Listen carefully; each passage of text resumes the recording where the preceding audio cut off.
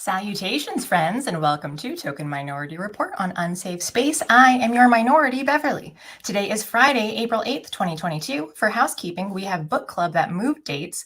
So now it's coming up on Sunday, May 1st at 9 a.m. Pacific / 12 p.m. Eastern, hosted by our beloved Thomas St. Thomas. And the book is still Gulag Archipelago by Alexander Solzhenitsyn. On Monday, we have Narrative Dissonance with Carter and guest Joey A. Camp and Juliet Truthseeker returning. Tuesday, there should be yet another episode of 451 Degrees with Alex Maselli, as long as I don't procrastinate on editing it over the weekend. And Wednesday, we're planning on introducing a new series called Rebel Civics, hosted by Keith Bissett, aka Keith the Hat Guy in chat.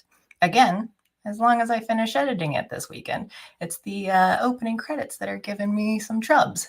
But that should also premiere on Wednesday at 9 a.m. Pacific / 12 p.m. Eastern. And then a live Dangerous Thoughts that night as usual at 5 Pacific / 8 Eastern. Did everyone get all that? Cool. Okay, I think that's everything. So let's introduce today's guest, the Cecil Charles. Originally from Reno, Nevada, Cecil is a songwriter, artist, actor, essayist, and a pun master. He started playing guitar at age 9, graduated from the Naval Academy, not at age 9, presumably older than that, got a master's degree in business and became head of marketing at a company that does event credentials. But now he follows his passion for music as a full-time musician. You can find him on his website, cecilcharles.com, on Twitter at the Cecil Charles, and on all other social media, including YouTube at Cecil Charles Official. So with that, welcome to the show, Cecil. Hey, how's it going? I'm good. How are you doing? I'm doing well. Thank you so much for joining me today. Yeah, you've been behind the scenes, I think, all the times that we've been live before. It's exciting to get to talk to you, and I don't know if I just missed it all the other times, but I think more recently the direction of your camera has shown off all of the instruments, and so I was in a different room, and now I finally got like the room right up. And so I was like, oh, we need to talk about music. Look at those things that you have behind you. Yes. That's what I'm like, oh yeah, he's a musician. We can talk music. I've forgotten most everything ever about music that I used to know, but can still talk about some of it. Oh, well, we don't need to talk about like chord theory or anything like that. Yeah, I used to know more music theory. I remember, I know the triangle is the major, the dot is augmented. Major mid-7, yeah. The minus sign is the minor, right? Yeah. It's been so long since I've written it, so... Okay, let me bring on this guy. He's our new intern. Oh, he's in the wrong spot. Look at him trying to take over. What's going on, Carter? Hey, how you doing? He's the intern who shall not be named. So. Oh, I don't even have a name. He has no name. At least I can talk now. The first couple weeks, the intern couldn't say anything. I just muted him. He has been muted. Now I'll let him talk. Okay, let me see. I have brought Cecil on. Where am I notes? Oh, I was going to say, too, that since you were just on 451 Degrees with Alex on Tuesday, everyone go watch that if you haven't gone over yet. I didn't want to overlap too much with all the conversations that you had. But I was like, oh, you guys are talking about you're very intellectual, philosophical. And I thought, perfect. I don't have to pretend to be smart at all today. Well, that's good because I exhausted myself on the last one. Anything of note, so we can just talk about what our favorite bands are. I know, right? Well, I read your about page on your website, and I was like, man, this just makes me want to talk about so many other things now too, especially puns and dad jokes. I was thinking how you and Alex talked about the jack of all trades with all the different stuff that you've done in your life. Sure. So I was thinking, jack of all trades, master of puns. Ooh. Can that be your new title? So I actually do like that. Yeah. As long as I keep, because last time when Alex had said jack of all trades, I said, well, if you're talking about me, it's a jack off all trades. Oh, right. Yeah. Yeah. So maybe that's what it is. Jack off all trades, master of pun. That could work. I'm going to credit you if I switch to that with my branding. Nice. Yeah. All right. You know what? I'm going to jump in. I tagged you on this on Twitter, but I'm sure you didn't see it because who pays attention to Twitter? This joke made me think about you. Someone said, my friend writes songs about sewing machines. Okay. He's a singer, songwriter, or so it seems. Or so it's spelled like that. That's awesome. Everything made me think of you. I don't know. Okay, nice. Yeah, I like that one a lot. I like it too. So Cecil, another thing that I'm trying to do with the guests, since it's a token minority report, I'm asking all the guests, in what way are you a minority? And it can be literally anything at all. What way am I a minority? I just posted something on Twitter all about how I think that the stuff that gets you all choked up inside, like because it's so overwhelmingly beautiful, should be the thing that you go for in life, like whatever that is. And I was referencing Jordan Peterson because he gets choked up often. He does. I mean, I haven't seen a lot, but yeah, he does. Yeah, when he's talking about this stuff that really moves him. I don't know. I don't know that really makes me a minority, but it's something I just thought of recently, and I'm like, I don't know anybody who's like getting overwhelmed by how great life is or how great some idea is or whatever. Overwhelmed in the sense of like, it's so beautiful. It makes you feel humble. Just more emotional in its presence. Yeah. When you get like that good overwhelming, I don't know. I think humans act really, really well when they're in that mindset. And, for sure. And I hadn't really ever thought about it before, but it's like that feeling I think is super pleasurable. I think we can sell that to people. Like the thing that makes you feel best about life is likely something that's really good for you anyway. Mm-hmm. And it's also really pleasurable. It's not like it's not like a big sacrifice that you have to go through. I mean, obviously life is sacrifice in so many ways, but in some ways it's like the things that mean the most to you, they rub you in a way that nothing else can.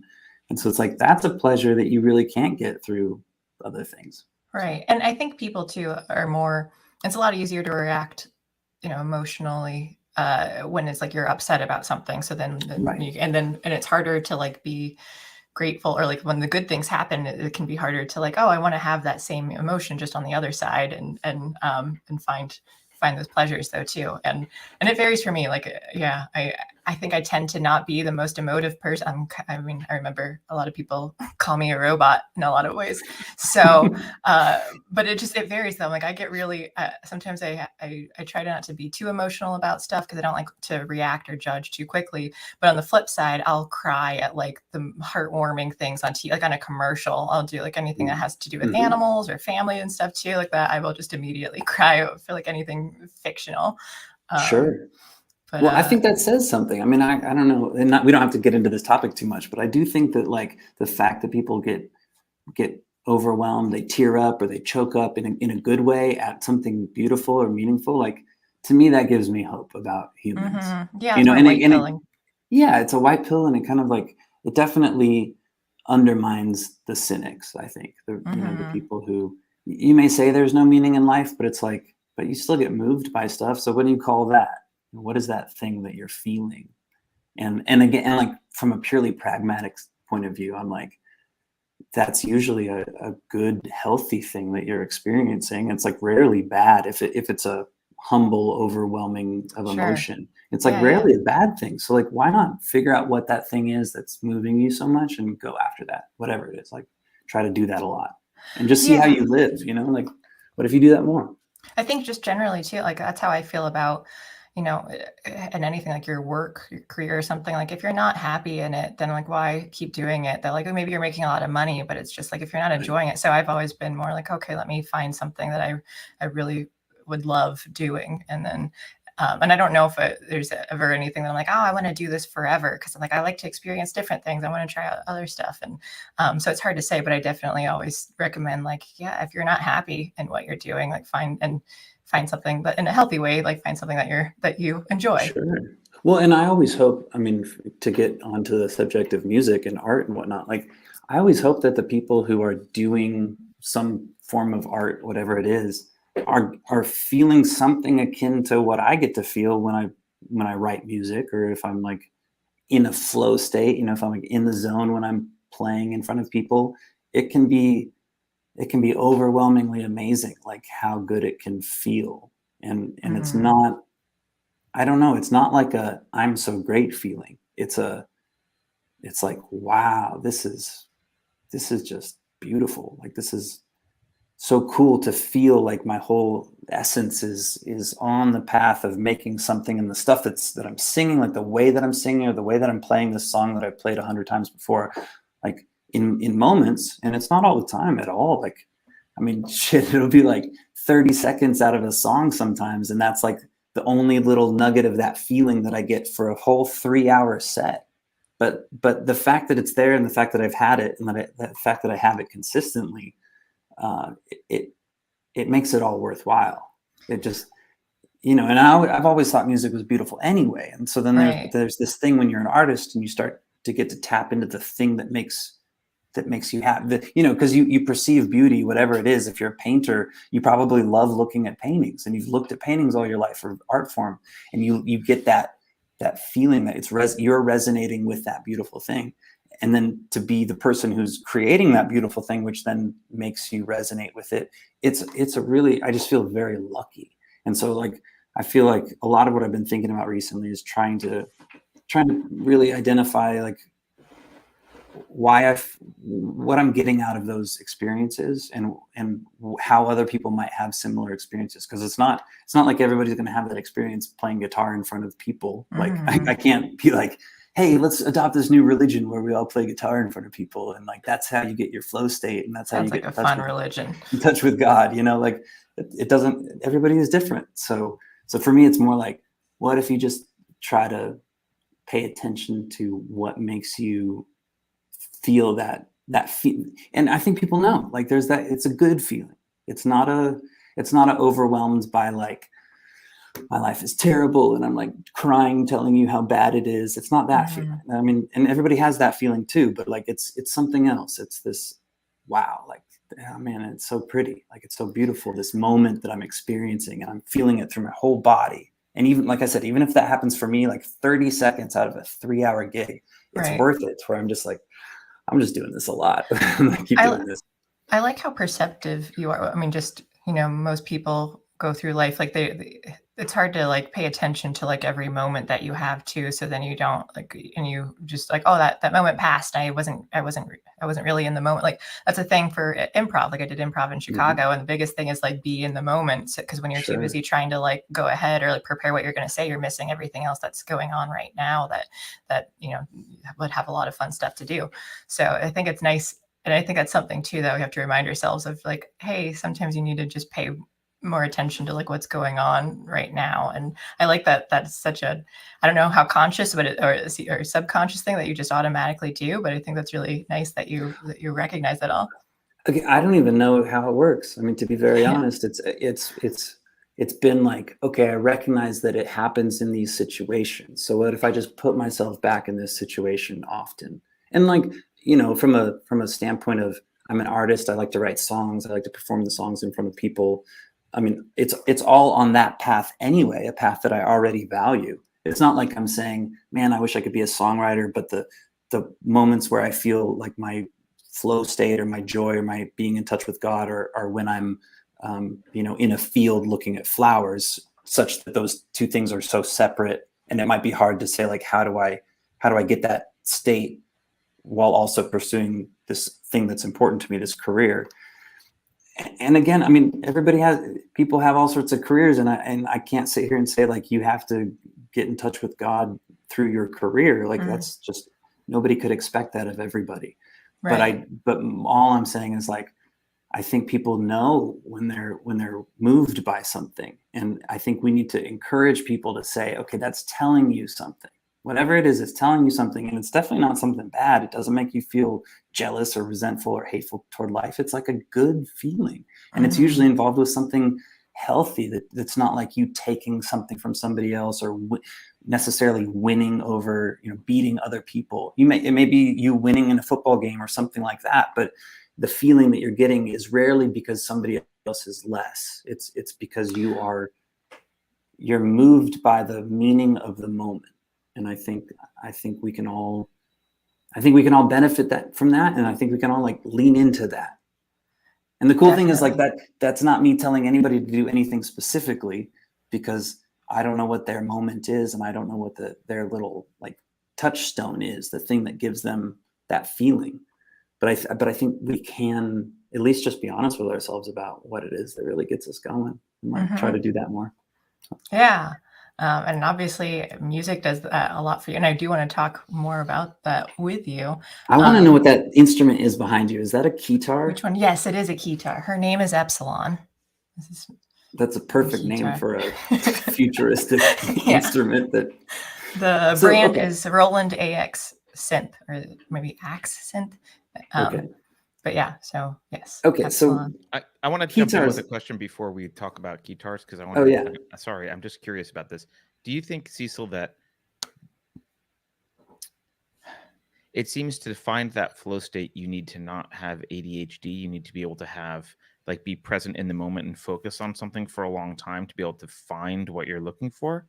Are you concerned at all that in a world where people have very little downtime by design, like they choose to have very little focus time, and instead they distract themselves constantly, that it will be more difficult for them to find that moment that you're talking about that seems to happen, in focus? Well, I think it's always difficult to find that moment. And I mean, there's something, we can get super metaphysical, but there is something about like you wanting it causes it not to happen in a way, because the flow state is in a way like a dissolution of ego. It's a little one. I'm not sitting here having had huge existential experiences where I've like totally dissolved my ego and I'm telling you all about that as some expert. Not at all. But I think that in those moments, you're definitely like just very aware of the sensation of your body, the sensation of feeling full of breath, full of energy, but not tired, not depleted. It's an interesting sensation. I would say that, to your point, Carter, I have hope in the world. I think specifically because of what we're doing, because of long form podcasts. Like, I think the long form podcast and its ubiquity all across YouTube and all the other platforms, I think shows us that humans are like much more willing to pay attention and stick with ideas and follow narratives through than we give ourselves credit for. And sure, like everything else that we have is designed to take our attention away. And like, I'm not discounting that at all. Cause yeah, I mean, shit, we just like look at our phones and look at Twitter and all these things. But yeah, exactly. I mean, I've stayed away from TikTok for that reason. But yeah, you're making it. Sorry, I guess my point is, I'm excited about humans. I think we get there. I think we get there all the time. I think we're just not told what there is. I think we're not told like, hey, you're getting overwhelmed by this feeling for whatever good reason. Like, go toward that and explore that. Even if it's just on your off time, just explore that more. It's not some evidence of you being like, for a guy, it's not evidence of you being some like less masculine man to be in touch with your feelings.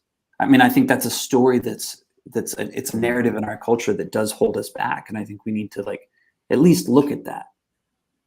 I mean, sure, you can have effeminate men who are super just in touch with their emotions all the time and then aren't like the strong men that they need to be in society. So it's, again, men have roles for a reason, but I do think like the big overarching like reason only, never feelings, like we should only push reason, and men should not feel things, or men should not cry, sometimes. Like I don't think that serves us, because I don't think it's true. I mean, I just don't think people aren't like that, and they're consistently struggling with those very rigid ideas of the roles that we fit into. And I think we're more than that. So, and again, I think like what we're doing, how many people tune in to listen to a Jordan Peterson 3-hour podcast? Like, like it's great. I don't know. I'm so excited about that. Yeah. It's interesting because a lot of people were saying you have to do, when I first started doing this, you have to do it short. You have to do it short. And I was like, I want to do longer discussions. And it's amazing. I even asked this question to an audience on the show the other day about, should I make this into shorter segments? And they were all like, no. Like we want the long, deep discussion. I'm like, all right.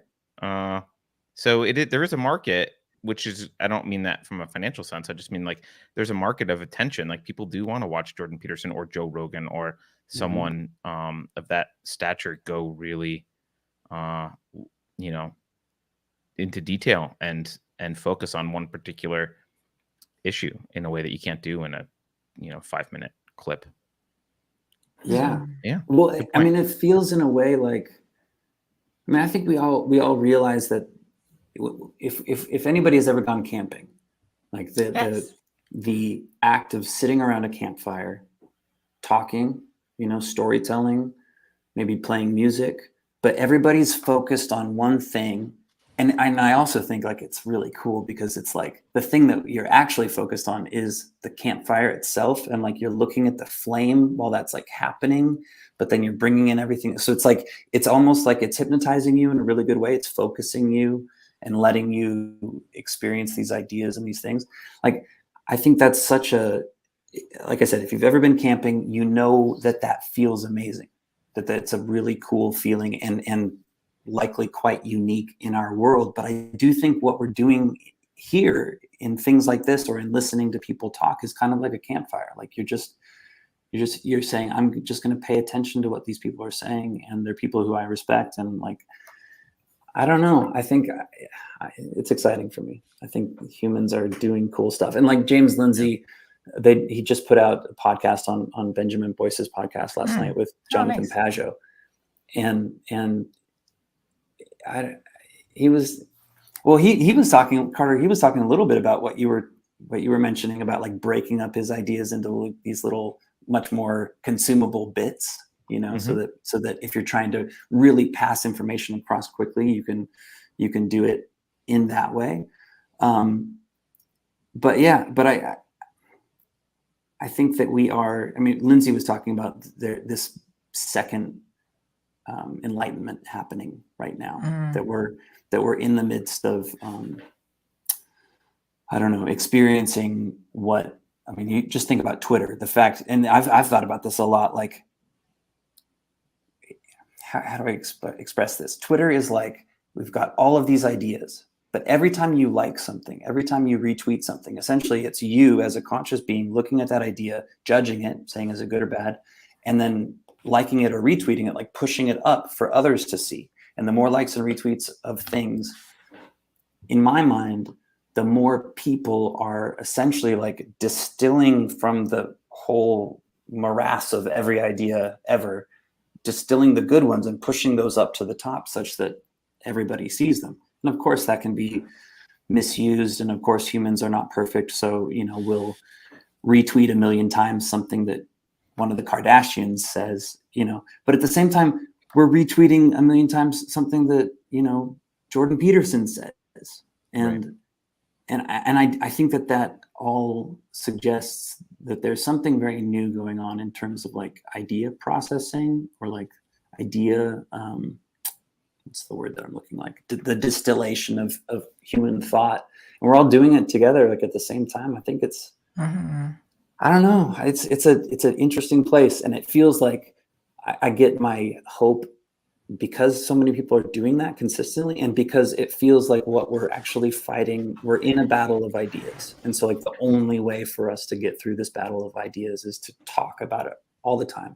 So like, obviously to do things, and people who have much more regimented lives than I do, if they're a farmer, if they're a father, or if they're, a teacher or a whatever, like they need to do those things too, because those things keep society together. But on some level, I feel like we're fighting a battle of ideas, and it's really cool that we have this technology that lets people all over the world like sync up at the same time and talk and just like get through this stuff. I don't know how we would have done it before. I agree. Okay, well, I think we need to do a game now, because you said we were going to get super philosophical, and I know, and now we did it. Yeah. So yeah, we'll lighten it up, and I'll have you do your 2 truths and a lie. Okay. So I don't even know. They're about running, and I actually wrote a. Okay. Have you heard my the one about the marathon? Have you heard the one about the marathon? No. No, it's a running joke of mine. Is this a two truths and a lie? No, that was me, just because the truths are all going to be about running. Okay. Yeah. Anyway, so that was a pun to set up this game. Wonderful. Love it. Okay, so all about running. So let's see. I ran a marathon. I ran shirtless past Dolly Parton, and I ran naked through Zurich.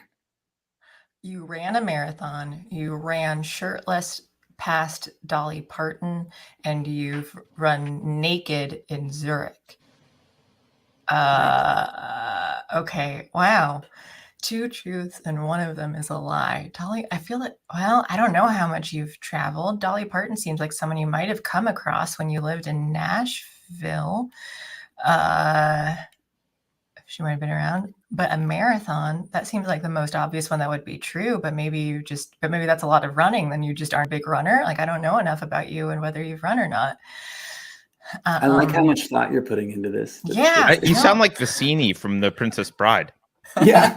On the one hand, but then he would have known that I knew he didn't. And then I know that he knew that I knew that he knew that no one ever ran a marathon ever. Right. And marathons don't even exist. Okay. The lie is I don't know. What does Unsafe Space say? 1 marathon, 2. Oh, I'm going to vote for Dolly being true because I just want it to be true. So that's eliminating then. We have that one's true. Marathon. I'm going to say naked in Zurich is the lie. I like how you're asking it, hoping that you'll see my face change like halfway through. And then I'm going to say that, like, no, I knew it the whole time. And I'm like, I know what you're doing. I'm not going to change my face. Unless, I mean, if you're a poker player, I probably had some little like micro change. No, I've never run a marathon. See, no one runs marathons. Wow. Who would do that? I hit like 3 or 4 miles and I'm like, okay, this is good. I've done enough. So how long is a marathon? I don't even know. I don't even 26.2. God. Yeah. That's so I've run many 18. miles. I did a 30K once, which was long. Wow. But, and then that's in kilometers rather than or these it's 30K is 30 kilometers and it's 18 point something miles. Yeah. Okay. Man. But that means the other two are true. Yeah. So you ran past Dolly and you were tell us about this. Okay, so Dolly Parton. Living in Nashville, I lived there for just about 3 years, and I had this route. I lived, for anybody who knows Nashville, I lived kind of in the Belmont Hillsborough area, which is kind of like south of town. It's like you've got the university is near there. University of Belmont is right there. And from where I was kind of close to downtown had me run along Music Row, which a lot of people, when they hear Music Row, they think it's downtown Nashville, which is like all the honky tonks. But Music Row is actually like these 2 one-way streets that go, I don't know, like 20 blocks or 15 blocks. It's a long way, where all like the record labels are. So it's like a big kind of, it's an area of Nashville where a lot of music business goes on. Anyway, but the length of that, from where I was to this cool statue of like these naked muses who are all like dancing. It's a famous statue in Nashville, and there's a roundabout that goes around it. Anyway, from where I was to like that roundabout and back was like right around 4 miles. And so it was like my consistent run that I would do. And one day I'm running along and there's this church kind of like on the corner of this intersection that I'm coming up to. And in front of the church is this, intersection and a church that I pass all the time. And there was this black Mercedes parked out in front of the church, and like I'm running up to it and I'm shirtless, I'm trying to get a tan. And as I run, like I see the door open to the Mercedes and out steps this blonde woman. And it was so funny because like my brain immediately just thought like, oh, I know that person. Like it's somebody I know. Oh yeah. Like who I've met, but there was this weird kind of delay because I'm like, wait, I don't know this person. And by this time I'm like almost passing her. And she looks up at me and like I said, I'm like running and shirtless, and she just gives me this big smile, and I'm like passing her and smiling back as I'm realizing like, holy shit, that's Dolly Parton. And then that was it. And I just kept running and I didn't stop and get her number or anything. Did you wave? I know. I don't think I even waved, but I did smile back at her. I smiled back at her. Yeah, she smiled at me. It was cool. Yeah, you can't not smile if she smiles at you. That's just probably reflexive. It's actually physically not possible. Yeah, right. You know, it's like, yeah. Well, I need to see her, and that would happen to me too. Okay. So if I ever meet her, I'm hoping that moment stuck out in her mind. She remembers, like, oh, there's that shirtless guy that I saw. Yeah, you were that shirtless guy. I've been thinking about you for 5 years. Yeah. You can say, "Do you recognize me?" No, and then just rip off. And then I get tackled by security, and then, but yeah, that's how it will go. Mm-hmm. Yeah. So being naked in Zurich, how did that go? Yeah, that was a long drunken night with one of my best friends who is French. One of my friends who's French. While we were getting our master's in business, he was getting it at the University of Nevada also, and he had to renew his visa. So he was like, "Hey," and we were housemates at the time, and he's like, "You want to go to?" It was mid semester while I was getting my master's. He and I are both in the same program, and he was like, "I got to renew my visa, so I kind of have to go. I often go back to France when I do this. So do you want to like take a Euro trip in the middle of the semester?" So I was like, "Yes, please. This sounds amazing." And anyway, so we like convinced our professors to give us like a week and a half. I think we're gone 11 or 12 days. So we went and saw his family in Paris. But like one of his, he's a tennis player, collegiate tennis player. And so like one of his former teammates who had played tennis for Nevada as an undergrad is German. And so, but he had like since gone back to Germany. And so we got to meet up with him in the south of France, and then like so the three of us went to Zurich, and it was about 2 o'clock in the morning, and the two of them were very how do I put this? They were obsessed with the movie Step Brothers, and like the part where he's like, "We're going streaking through the quad," and like you know how guys can be in like the little quote movies nonstop. Right. So it was like 2 or 3 days of the trip where all they were doing is quoting Step Brothers and trying to convince me that the things that Europeans do is go streaking, you know, like when they're super drunk.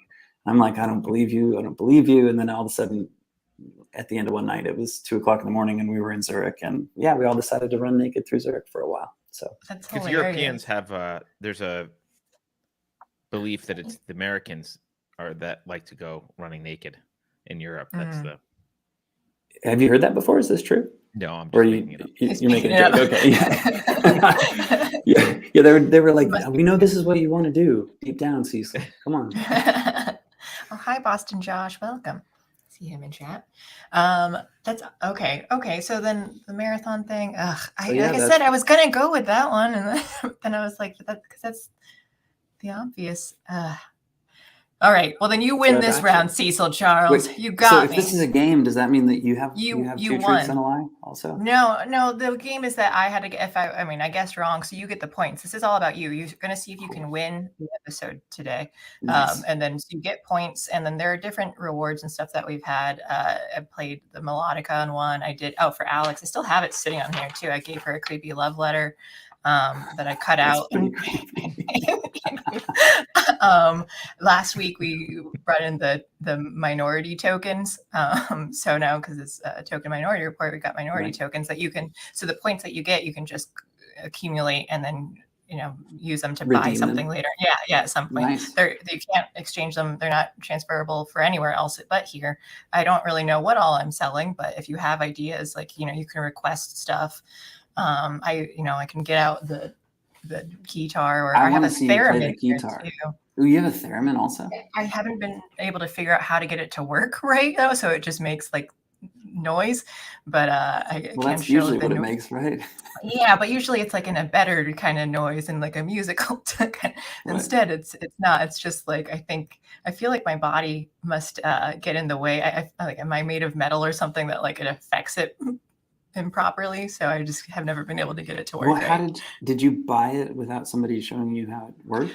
My boyfriend got it for me for like Christmas or something one year, and so then I was trying to I was following the instructions online or in like the website and stuff too, and I just I still have. So maybe I need to find a master. You know why it sounds bad, or what you need to give it to make it sound better? Be better at playing it. Theraflu.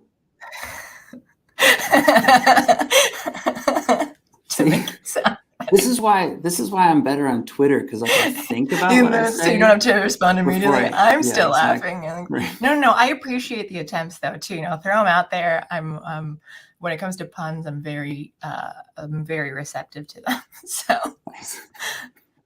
Okay, so your goal, like you'll get to choose an instrument if you want to at the end. If you win all the games, you get enough points, then you can redeem them. How does one get a theremin? Like, are they still being made, or are they all super old? I mean, I just think of like Twilight Zone and like see if I can they were around then. This one. Oh, it's plugged in. It's hard. I can't show you. I have to unplug it. Okay. But this is You can buy them. I'm looking online. You can shop. You can get it. Yeah. You can get one now. Yeah, you can get them online. So online. Is that it? It's just like the box that little and thing there. Antenna, and then it's like how you move your hand. That one's a baby one. I think I forget what it is. It can only do pitch, not volume, because like the other, usually you have like the one sticking up and then one sticking out, and then so you have both hands. This one just has the one, so I think it's just the pitch that it does. It doesn't do volume, but because it's like, oh, you can practice with that one first before you get like the more expensive ones that are fancier, and I've been unable to master the easier one yet. So some people are actually, I mean, it is crazy to see people actually play songs on a theremin. I love that. What are they called? I forget, like the Russian dolls. They made theremins out of those. I forget what there's a specific name, but yeah, like I think I got a Chinese orchestra or something with just a bunch of them where they all have the Russian dolls and they're playing them, and it's the coolest thing ever. I know it starts with an M. I forget what the word is, of what they're called, but yeah. So you should look up that later. So you mentioned Russian dolls, and it just made me think of like, and then something Chinese. Like, growing up, did you ever listen to music from other countries? Like specifically, did you ever get into any music from other countries? A little bit. And I don't mean like the Beatles because they're from England. Oh yeah. I wasn't even thinking about them. No, I mean like Chinese music or like Indian, like Canada. Like, Japanese music. Yeah. I like a lot of J-pop music because like I like anime, so then all the theme songs from there, and then even some of like there's a voice actress who's a famous pop singer too named Aya Hirano. So like I knew her from the voice acting, then I like looked her up. I'm like, I love all her music too, and so that, and then Eiffel 65, the Blue Dabba Dee. That song? Yeah. Mm-hmm. So I own the other album that they made that no one else knows because they're Italian. No, I forget what it's called, but so it's an Italian one, and it came with two. There's the English version and then the Italian version. So I have both, and I like the Italian music. I don't speak it, but I will like learn lyrics like phonetically, so I don't know what I'm saying. Sure. But there's the song Dragosta Dinte by the Romanian band The Ozone that was really popular in like 2006 or something. Okay. And that was the Numa Numa. You might have heard it, like on YouTube. It was the Numa Numa song. So I knew that. Like I love that song. So here and there, it's just like a bunch of different... That's the guy doing like this thing, right? My friend and I danced to it in our 10th grade talent show too, and like these like big costume, like frilly costume things though. So because I was like, I really love this song. Let's do this. It's interesting. Like there's so many other. I mean, it sounds, I don't know, naive to say it this way, but like so many other sounds out there that people like will dive into. It's like the stuff that's coming out of the West, or specifically America or England or Canada or whatever. You can hear things that are so different. Like there's this man. I want to, maybe they're Georgian girls, like from Eastern Europe. Okay. There's some like trio on Twitter that I've seen where it's these three girls and they're all playing like unusual instruments. Like, I don't know. Love it. Like, I want to say like, is the balalaika? It's like kind of like a Russian instrument or something. One of this little like fretted instrument, but it's very small. It's like kind of like a mandolin. They're playing something like that, obviously like specific to their region, and they're making these YouTube videos, like just walking along and singing, the three of them, while they're walking through like farmland and past cows and past people on the roads. Anyway, but the songs that they write sound obviously like specific to their region. It does, I mean, they're playing with the same chord structures and set of notes that everybody else is, but it's like their rhythms and their timing and the melodies that they're choosing are so obviously very different from anything that Right. that we have. I feel like I should look up who they are, and so we can figure it out. But anyway, but I think it's cool, like when people are exposed to some very different things musically, especially when they're growing up.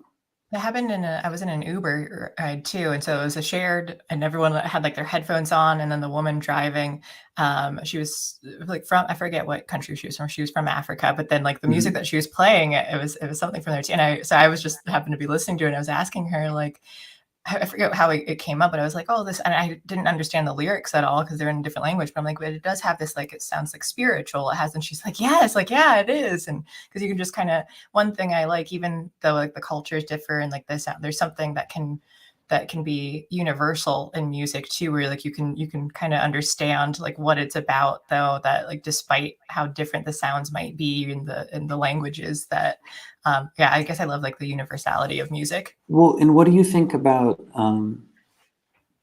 like the idea that music almost resonates more when you don't understand the lyrics, or like if there are no lyrics? I mean, a lot of people will say, like, I like listening to opera when I don't know what they're saying. Like, have you heard people say that before? I don't think I really have known people who go and watch operas, I guess. Well, yeah, but I guess opera's, I think, one of those examples to where it almost sounds goofy when it's like, I'm singing, you know, like you're hearing the words, as opposed to just, it's like, you know, it's like something you don't understand. So it just sounds like sound. It just it just pulls you into just the sound. Yeah, all of the different language ones. Yeah. Oh yeah. No, I mean, that's one of the things that I hate about a lot of, because I really like good lyrics, and some lyrics are excellent. Right. But sometimes there's a really catchy melody or really interesting song that's just musically beautiful, but the lyrics are that kind of crap. It's what I hate about a lot of musicals, because I feel like a lot of musicals, the lyrics are like, pass the potatoes, or it's like this mundane, stupid stuff, and it's distracting. I'd rather have them say it in a language that I don't understand, so I don't know what that it's stupid. Right. Yeah, exactly. It's not some dumb meaning that's trying to be propped up with a pretty melody. And I think the lyrics sometimes, it can detract from, like, the music can be beautiful, but then the lyrics might be silly or just not. Yeah. I mean, I enjoy not understanding a lot of like the Japanese music and other stuff too, because I'm like, the sound of it is really pretty, but and then the occasional thrown in English words that you're like, oh, I know you didn't use that correctly, but that's okay. Like, this is still fun. But yeah, that's why, like, I don't know, like, even with the Eiffel 65 too, where it's just like, I prefer the Italian version than to the English version. And I don't know why, like, but again, I just like, I can sing along with it. I don't know what I'm saying, but I just know like the sounds that they're making and like match those up. But I don't know, like, yeah, I like it more. I think there's something in, like, to Carter's point, I think there's something about, like, when you're focusing on the lyrics, and if there's a disconnect between what the lyrics are saying and then what the music is trying to make you feel, then it can very easily, it's like our brain is so focused on the lyric because that word has real meaning, that then it can pull you away from the beauty of the song. Right. And it's not always the 99 case. 99 Luftballons is one from the 80s that always bothered me, because the German version I really like. I love the German version. In English, the lyrics are just, I'm like, I don't want to. They're kind of stupid. Yeah, totally. Yeah, there's there's the theme song from Crouching Tiger, Hidden Dragon. They had, like, I don't even know if it was in the movie itself, but it was on the soundtrack. There was like some actual vocal song that somebody commissioned to have for that movie. And so I had the soundtrack, and the vocal song was both in Chinese and in English. Yeah. And even there, like, I liked the Chinese version better. And it wasn't that she sang it poorly in English. I don't know. But I'm a songwriter. Like, lyrics are important to me. So yeah, no, I mean, I love like good lyrics, or or artsy ones, stuff, or like sometimes I like just fun lyrics that aren't that like, oh, like this isn't really intelligent, like, but this is fun, and I mean, I can get behind that too. But I don't know. But then it's like, if you focus on but I also like instrumental compositions and stuff, and then so like I don't need lyrics for everything. I don't know why G-Man says this, but he says my favorite music video is Boats and Hoes. So wait, I'm gonna show something to Cecil, and he can tell me if this is. And I did find that group that I was thinking of. Oh, okay. Yeah, is this them? Yes, trio mandolin.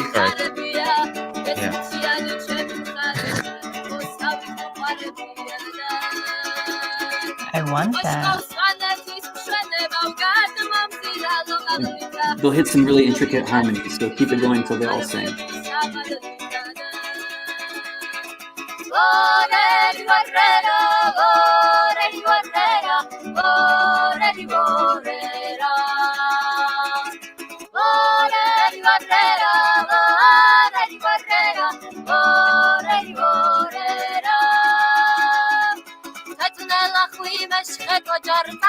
What I don't we can what is that instrument, Cecil? I don't know. I don't it's no. Did it say where they're Beverly, from? you know what that was? I'll look them up.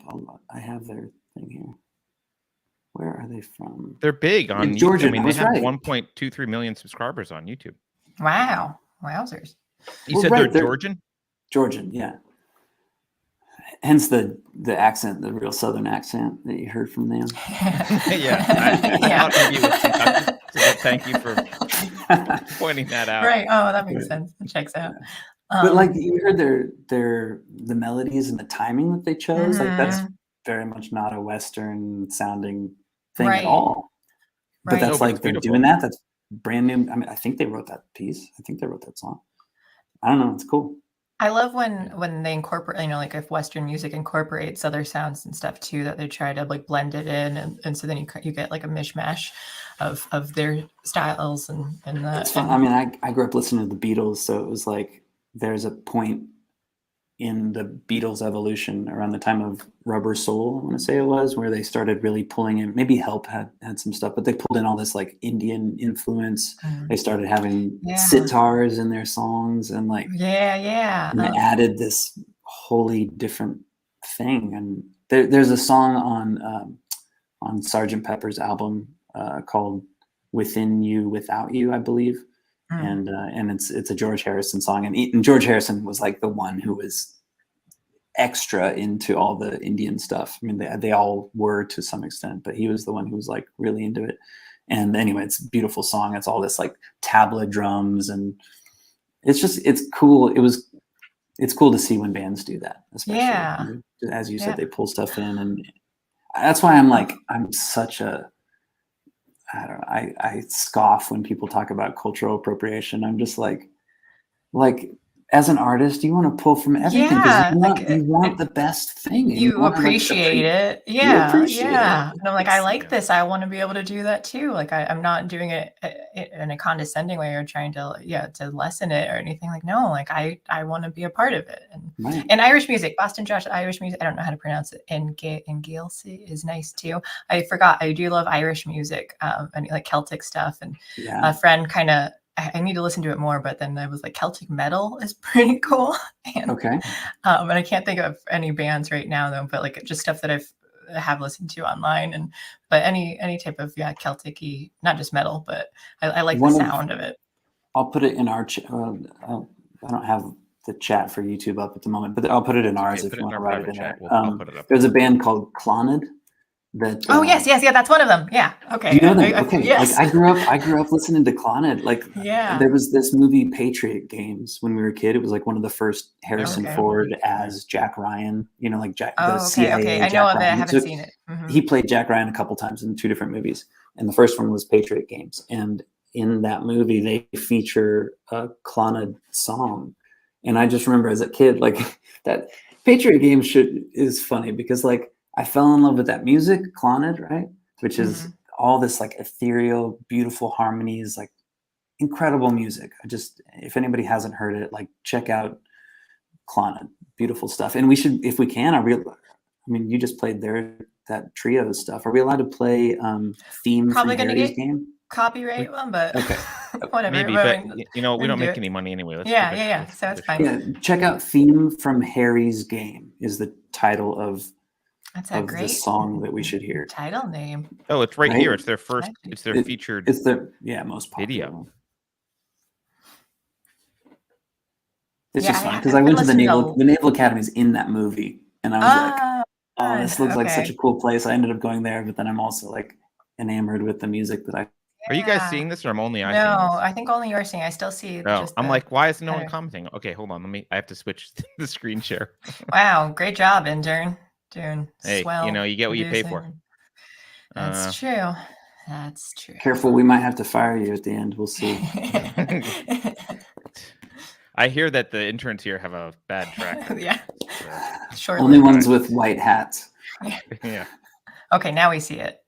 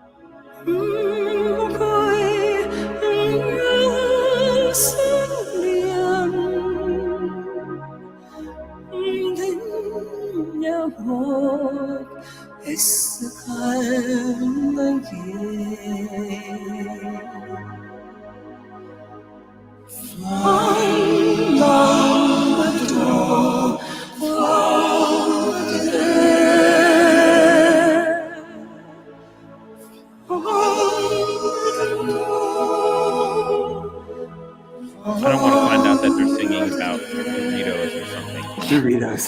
Yeah, and for those listening, like I would check out the studio version because that's a live. That's a live version, and looks like a pretty new. Like that's them, maybe nearly current. They've been around, I think, since like the 70s or the 80s. And so like the studio version of that song is just really, especially gorgeous. The harmonies too, those kind of harmonies really, like, that's moving to me though when I hear that. And completely. Yeah. So anytime like in musicals and stuff too, like those, or any type of thing where I'm like, like that really gets me. Well, I mean, like Peterson will talk a lot about music just being meaning, like being feeling. I don't know. I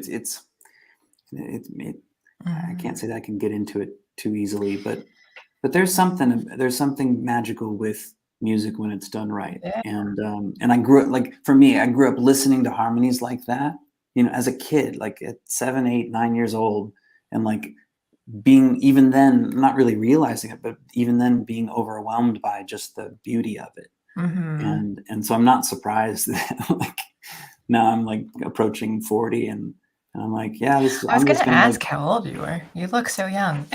Thank you. I'm going to be 39 in less than a month. Oh, happy early birthday. Thank you. I appreciate it. Less than a month. So, okay. It's either early May. So I'm, I don't know. I don't know how to think about it exactly. It's fine. So you learned guitar at age 9. Were you self-taught?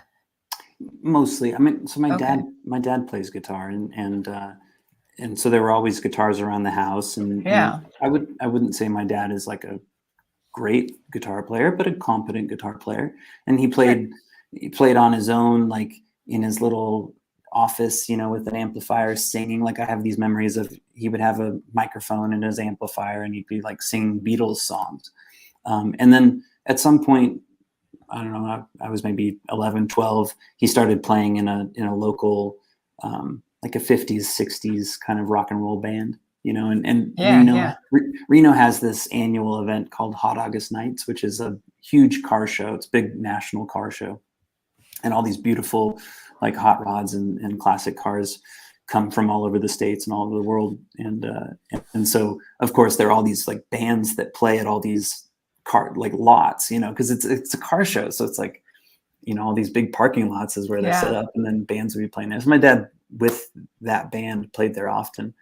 So it was cool to like, to grow up with music from that. And then my mom sang in choir, in like community choirs and whatnot. So I was always around music, though I would say neither of my parents have taken it to the degree that I have. And so, I started playing guitar when I was 9 or 10, and I'd been, singing. I've always had a good ear for pitch. So I've always been able to sing at least on key, but I would say that that my understanding of technique has changed drastically just in the last couple of years. Really? And oh yeah, and it's all intertwined with kind of that flow state and joy, and because all of that does so much to your whole kind of diaphragm and the muscles in your chest and your body. And if you're singing and you're tense, which I think, I don't know if I'm weird in this way, but I'm wow, I've got my stomach muscles slightly tensed most of the time, so it's I'm realizing how much I need to unclench and relax in my own body to then make that sound. And yeah, it's been a fun ride, but it's to the point where I feel like I'm making progress just in the last couple of years to such a degree where it's I'm having more fun playing and singing now than I ever have in my life. And it's That's awesome. I feel very lucky for that. So yeah, I'm I've been playing since I was 9 and singing since before that, but I feel like I'm just starting to figure stuff out and starting to learn. Yeah. It's fine. Well, I want to get into something real quick, but I see G-Man is calling me out. He says he's 40. What of it? Want to fight me? Yes, G-Man, I do. You also are young looking. When we met last year, I didn't expect you to be so old. Hey. Watch your tongue. But Cecil, I saw too on your about page that I think you said you wrote your first song around 15 years old. Do you remember what it was about or the lyrics were? Well, so the lyrics kind of came maybe a year and a half later, but I remember it was in junior year of high school that I figured out this chord progression that I hadn't been taught. I just came up with it. And that was the first time that I came up with something that I really liked playing, that I thought was of quality, but it was something that I came up with. And so, yeah, that song didn't end up having any lyrics for a while. So technically it was a tune or a chord progression, as opposed to a song, because instrumental piece, right? But first started writing, really writing songs at the Naval Academy, and it was really cool because there was this other guy, Matt Brunailer, he didn't live in the same part of the dormitory as I did. He wasn't in the same company because the Naval Academy split up into all these military companies and brigades and whatnot. But he wasn't in the same company as me, but he was the same class, he was a freshman, I was a freshman at plebes, as they're called. Anyway, so we spent all this time just in whatever little bit of free time we had, maybe once or twice a week, we would go find a corner of the Naval Academy, some hallway that wasn't getting much traffic, and we'd get there and work on music and play music together. And we started writing songs, and it was I didn't know that I could do that. And I remember a number of my classmates at the academy, people who were in my company, at some point saying something we don't even know if you're going to be in the Navy. We think you're going to go be in music. Do you think that's what you're going to do? Yeah. And oddly, it worked out that way. I didn't believe them at the time. And it took a lot longer probably than they thought it would, but yeah. But you got there. Yeah. Yeah, that's something. Yeah, music and dumb puns. Yes. That's what, I'm all about both of those things. Yeah, I've been playing piano for since I was 8 or 9. I think I took a couple of years of lessons from my grandfather, and then just kind of played.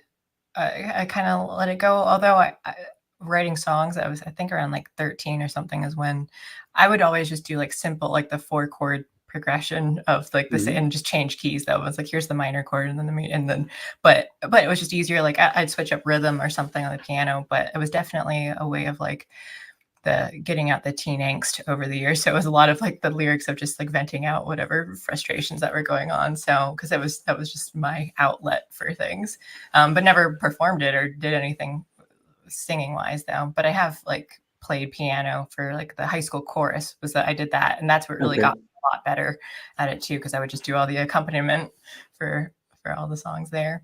Now, did you ever perform any of those songs that you wrote around that time? No, never. Have you performed other songs that you wrote?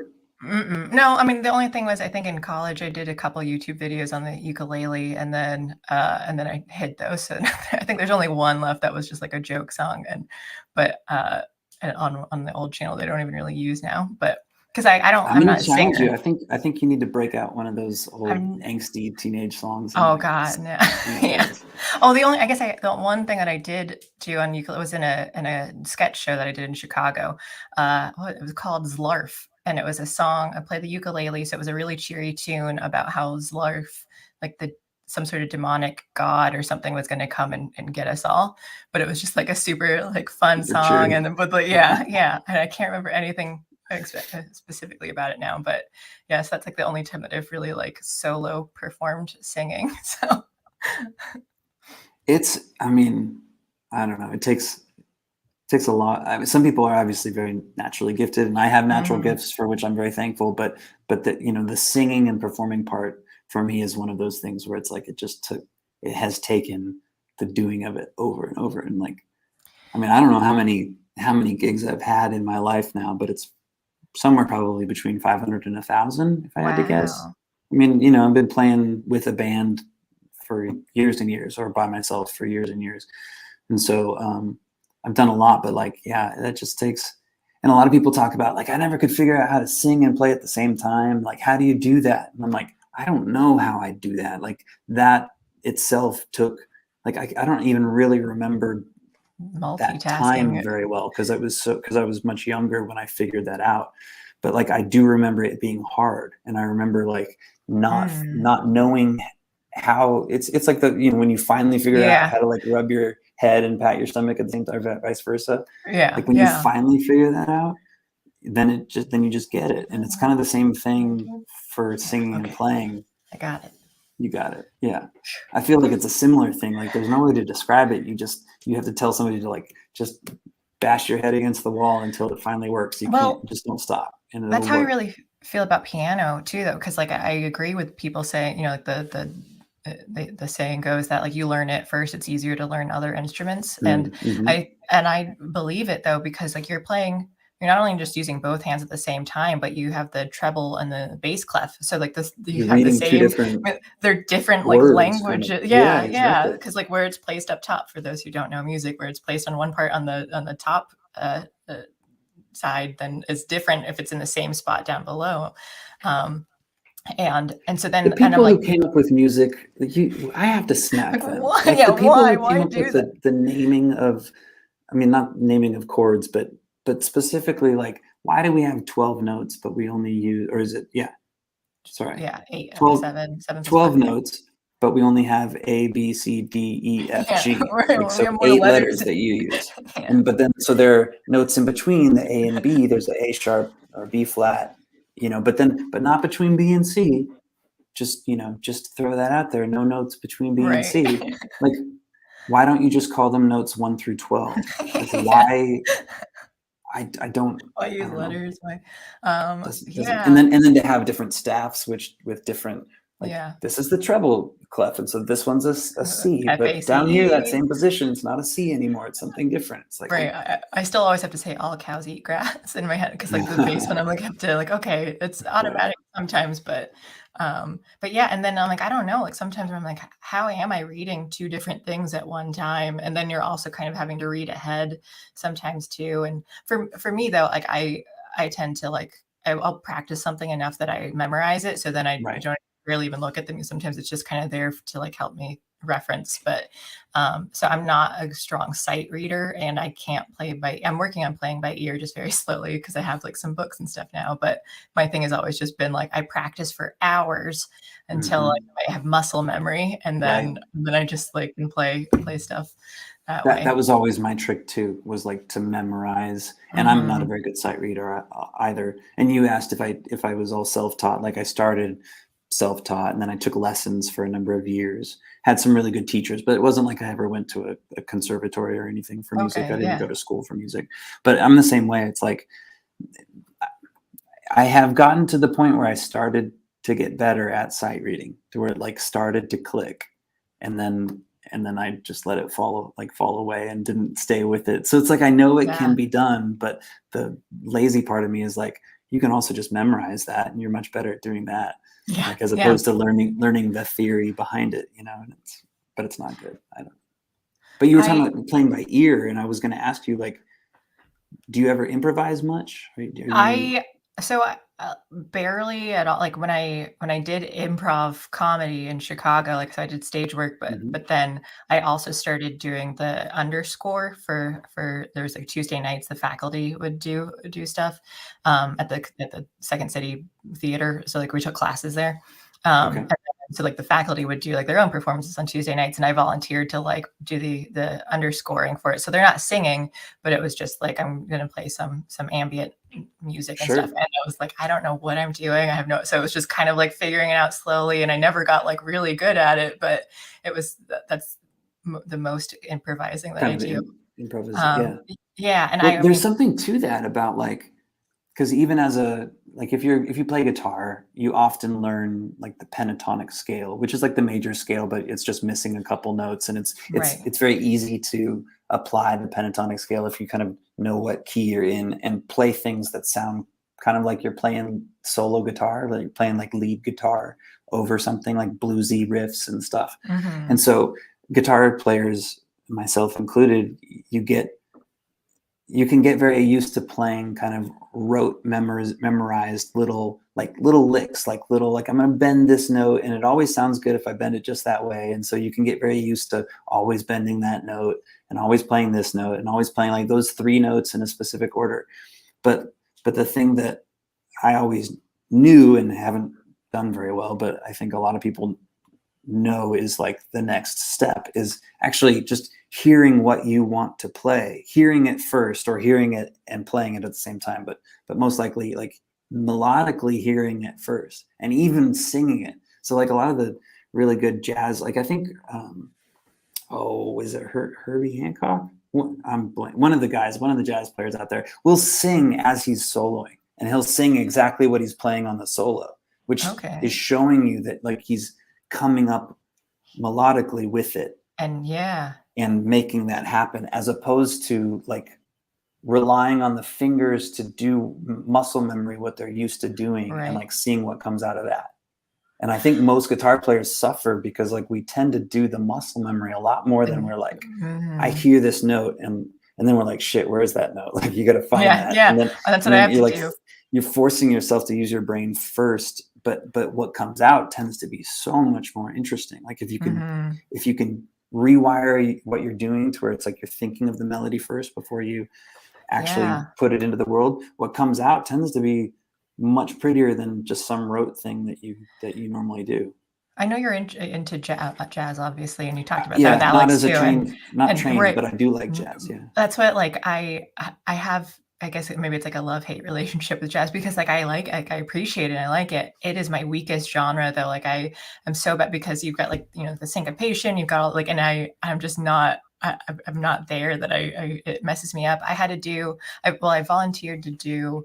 My aunt was directing Elf the musical, and I'd never heard it before. So over winter they did that, and she's like, "Do you want to do the keyboard? There's a few songs." And I'm like, "Sure." I mean, I'm rusty. I don't know.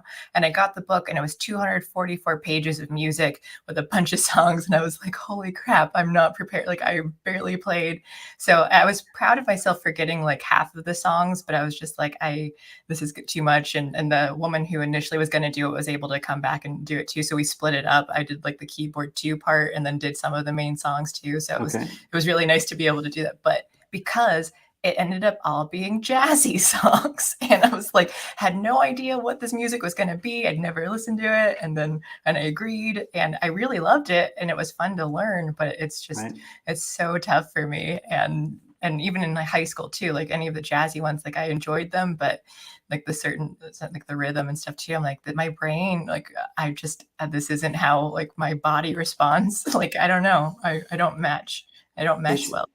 I mean, I think with anything, it takes spending time with it, obviously, like spending time learning how to play it, but also just spending time listening to it. Because, you know, they say that that the human brain likes music more the more it knows the music.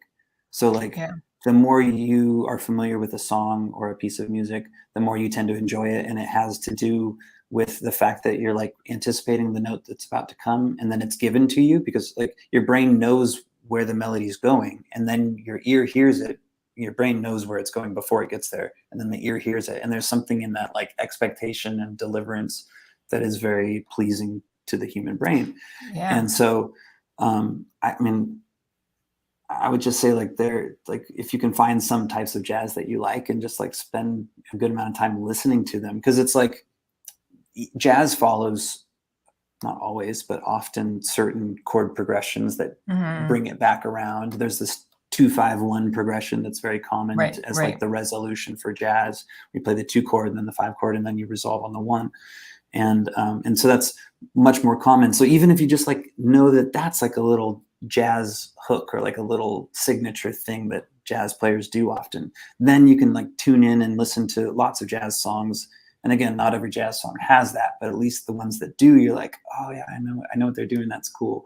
But I mean, I grew up listening to, there's this album, I want to say it's the 16 most requested songs by Billie Holiday. Billie Holiday's 16, the album's called the 16 most requested songs. And so it's mostly her really early, like late 30s, I want to say 40s jazz. And, but like jazz in that era was, in my opinion, kind of my favorite, because it was like simple enough to follow along. They would play the head, which is like the lead melody. They would play that in the beginning, and they maybe like do a little bit, and then she would come in and they would sing, and then she'd be done, and be like 2.5-minute song, very obvious, but so beautifully done. And like all the little solos are great. That, I don't know, I think that that's much easier and just as just as satisfying to me as like when you get into like Miles Davis and John Coltrane, and they start to get really kind of out there in the atonal stuff. And so jazz can mean so many things. And I think like this jazz aficionados can be pretty snobby, and like the more like out there and edgy and difficult to listen to the jazz is, the more they feel like they're like the real true listeners of jazz. And I'm like, there's just some really awesome, much more straightforward stuff out there that I think a lot of people would really like. It's just really listenable and well written, and it isn't just like, if you just like, you just have to understand why this is so cool, man. Like, when it's, because jazz can sound like shit too. Like, okay, Oh yeah, yeah. Just like anything. It can be way out there. So, real quick, G-Man sent a super chat. Thank you. He says, I'm going to start calling Beverly Jazzy B. Happy weekend, everybody. Thanks. Jazzy B. Jazzy B. New nickname. I think I was pretentious before, like in the set. And I still kind of am, in that like, you have like a lot of the guitarists who just like, they just play, but they don't know, they don't read music at all. And I was just like, for me, I'm like, I'm kind of, I didn't like calling them musicians though, because I'm like, to me, I think being able to read it and like understand that, like that's part of being a musician. But on the other hand too, I'm like, I envy them, like their ability to just like kind of naturally play beautiful things and like play by ear to just match with other people. I'm like, I can't do that. But so I just think that there's like the guitar is such like it can be such a crutch instrument to keep people from ever learning how to read music. Because you can do so much without knowing any of the theory behind it. Like it's all shape based. So it's like you can make a certain shape with your finger and then move that shape F chord and do it everywhere. Up and down the fret, and like it makes a different chord. But whereas on the piano, because you actually have to change the shape of your fingers as you move, because of the way that the natural and the sharp keys are laid out, you can't always just like keep the same pattern. You have to know a lot more as a piano player, like about where those sharps and flats happen and how to like make the chord. But on the guitar, it's just like, make this shape, and like all the feel a little better. And like in books of music for guitar players, like they'll have a little like diagram of the shape where it'll like show you the dots, or like the tabs.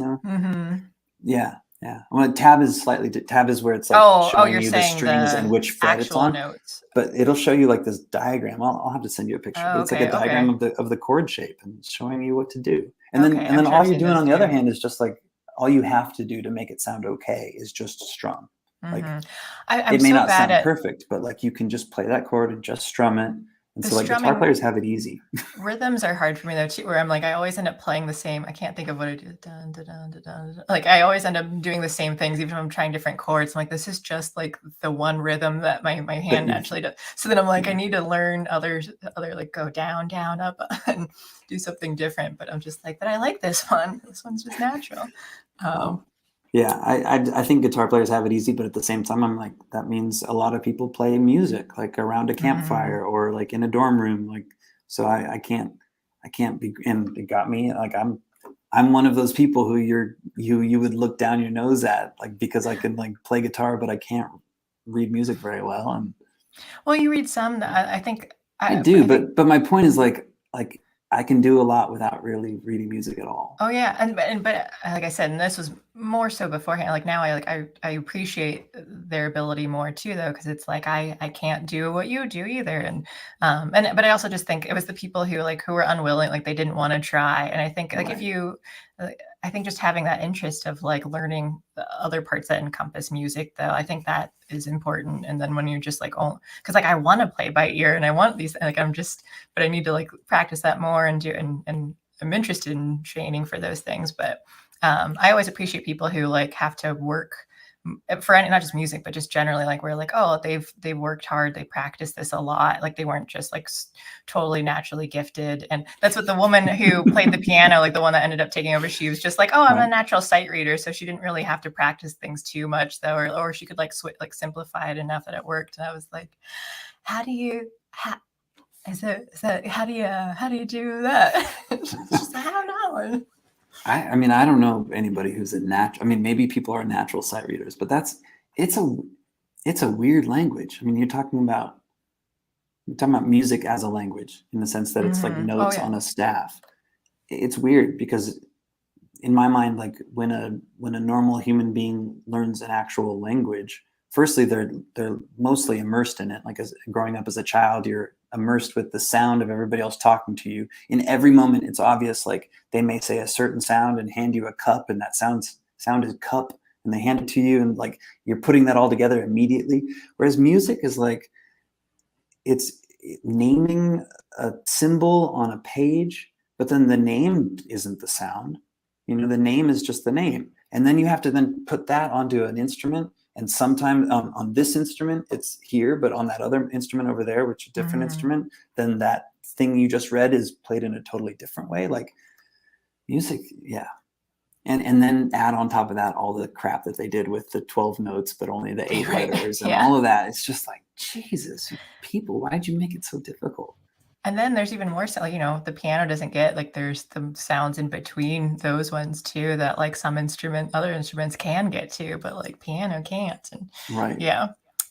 Okay, we need to catch up. We were talking so much that we skipped out on games. I'm going to double up on some games here now too, so we can. Let me do a quick. Let me see what we've got. I have Would You Rather, but we'll probably get into some more conversation. So instead, I'm going to do.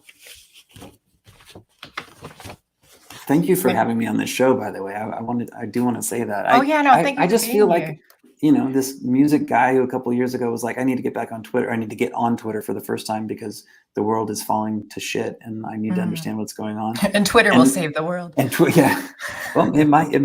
We'll see. But it's been an amazing kind of community of people, and we get to talk about all sorts of things. So I feel honored for the invite. I don't feel like I'm anybody special, but like I do feel like I get to be on here. You're the most special person ever. Thank you very much. Thank you. I mean, I just generally like I love again like reading. I want to because I watched you're an actor too. I watched that short film. Did you? Overwatch? Nice. Yeah. I'm like I've never played the games. I know of the games, but I watched it and I was like, this is so fun. And then you with the French accent and I was like listening to music. I'm like so.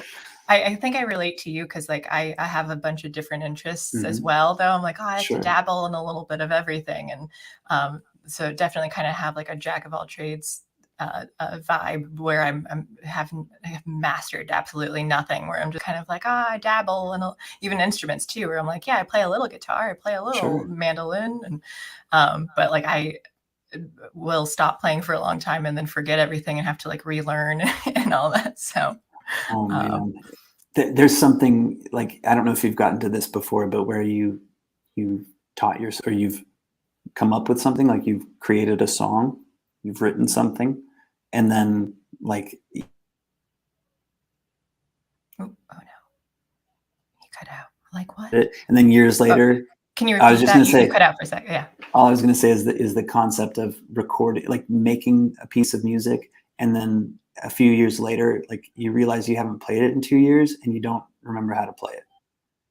That's one of the weirdest like feelings of like, wow, I created that thing over there and I can't do it anymore, and I don't remember how I did it. That's like one of the on a similar thing, like I guess in the reverse is I love when there's some like, here's the tune that I make, because sometimes like I will just do whatever, compositions in my head on the piano, and I'm like, I haven't played this in so long, and then I'm slowly like kind of like hitting it, and eventually I'm like, oh, it comes back, and then I'm like, I remember this now. I'm like, how did I do that? So like that always gets me really excited, because I was just like, I'm so glad that it was like locked somewhere in there, and it finally came back. I'm saying the same thing exactly. And so like when you do finally remember it, it feels great. Okay, when it comes back. But that feeling before, when you can't remember how you did it. And as a pianist, like you at least have the music in front of you, so you can reteach yourself. But as a guitar player, if I'm coming up with something on the fly, or like coming up with a chord progression, I'm likely not filming myself do it. So I don't necessarily have like some record of where I was placing my hands to make that G chord, because on the guitar you can play a G chord all over the place. You can play different versions of it and whatnot, just like on piano. And so oftentimes it can take me a lot of work to like figure out what I did. Anyway, it's not something to complain about. It's just interesting, like that feeling of I did it before and I can't do it now. And and then when you feel that struggle, and then you're like, okay, that struggle, and then you finally do. Yeah.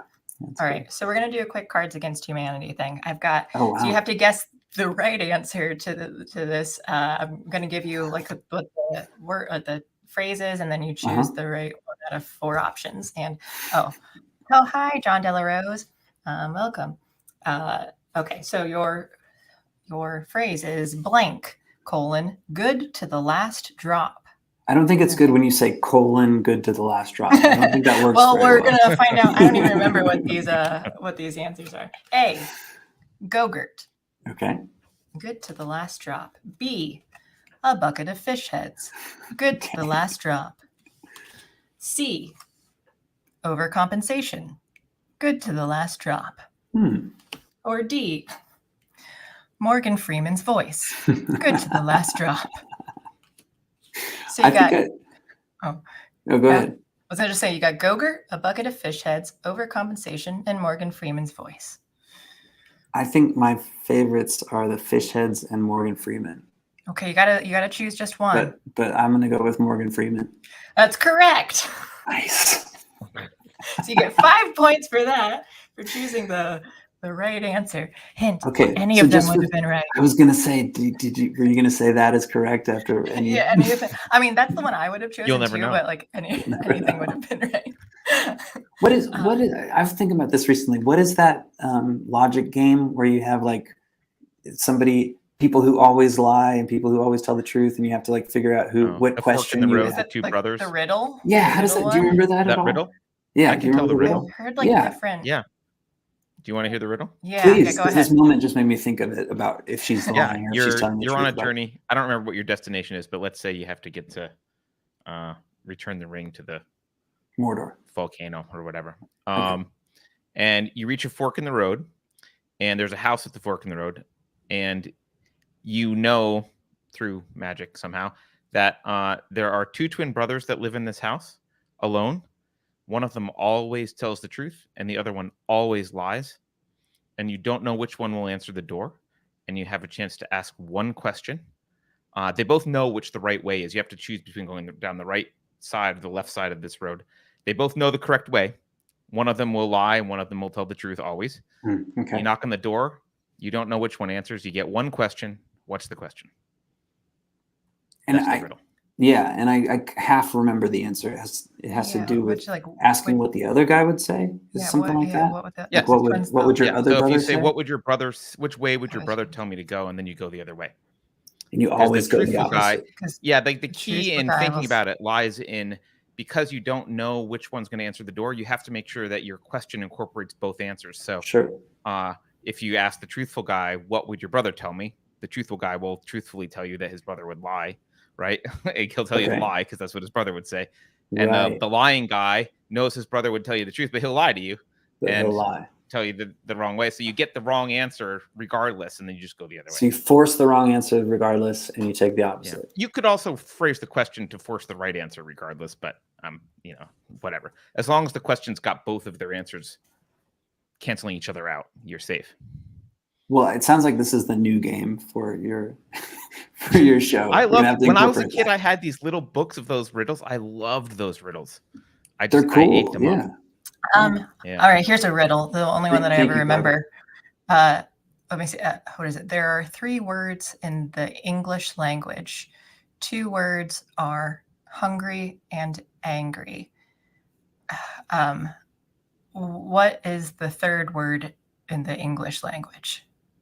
I think that's how it goes. Hungry and angry. Oh, sorry. There are 3. Sorry, I think there are 3 words in the English language that end in gry. I think I forgot that part. Okay. There are 3 words in the English language that end in gry. There are 3 words in the English language that end in gry. 2 words are hungry and angry. What is the 3rd word in the English language? Nice. I think that's how it goes.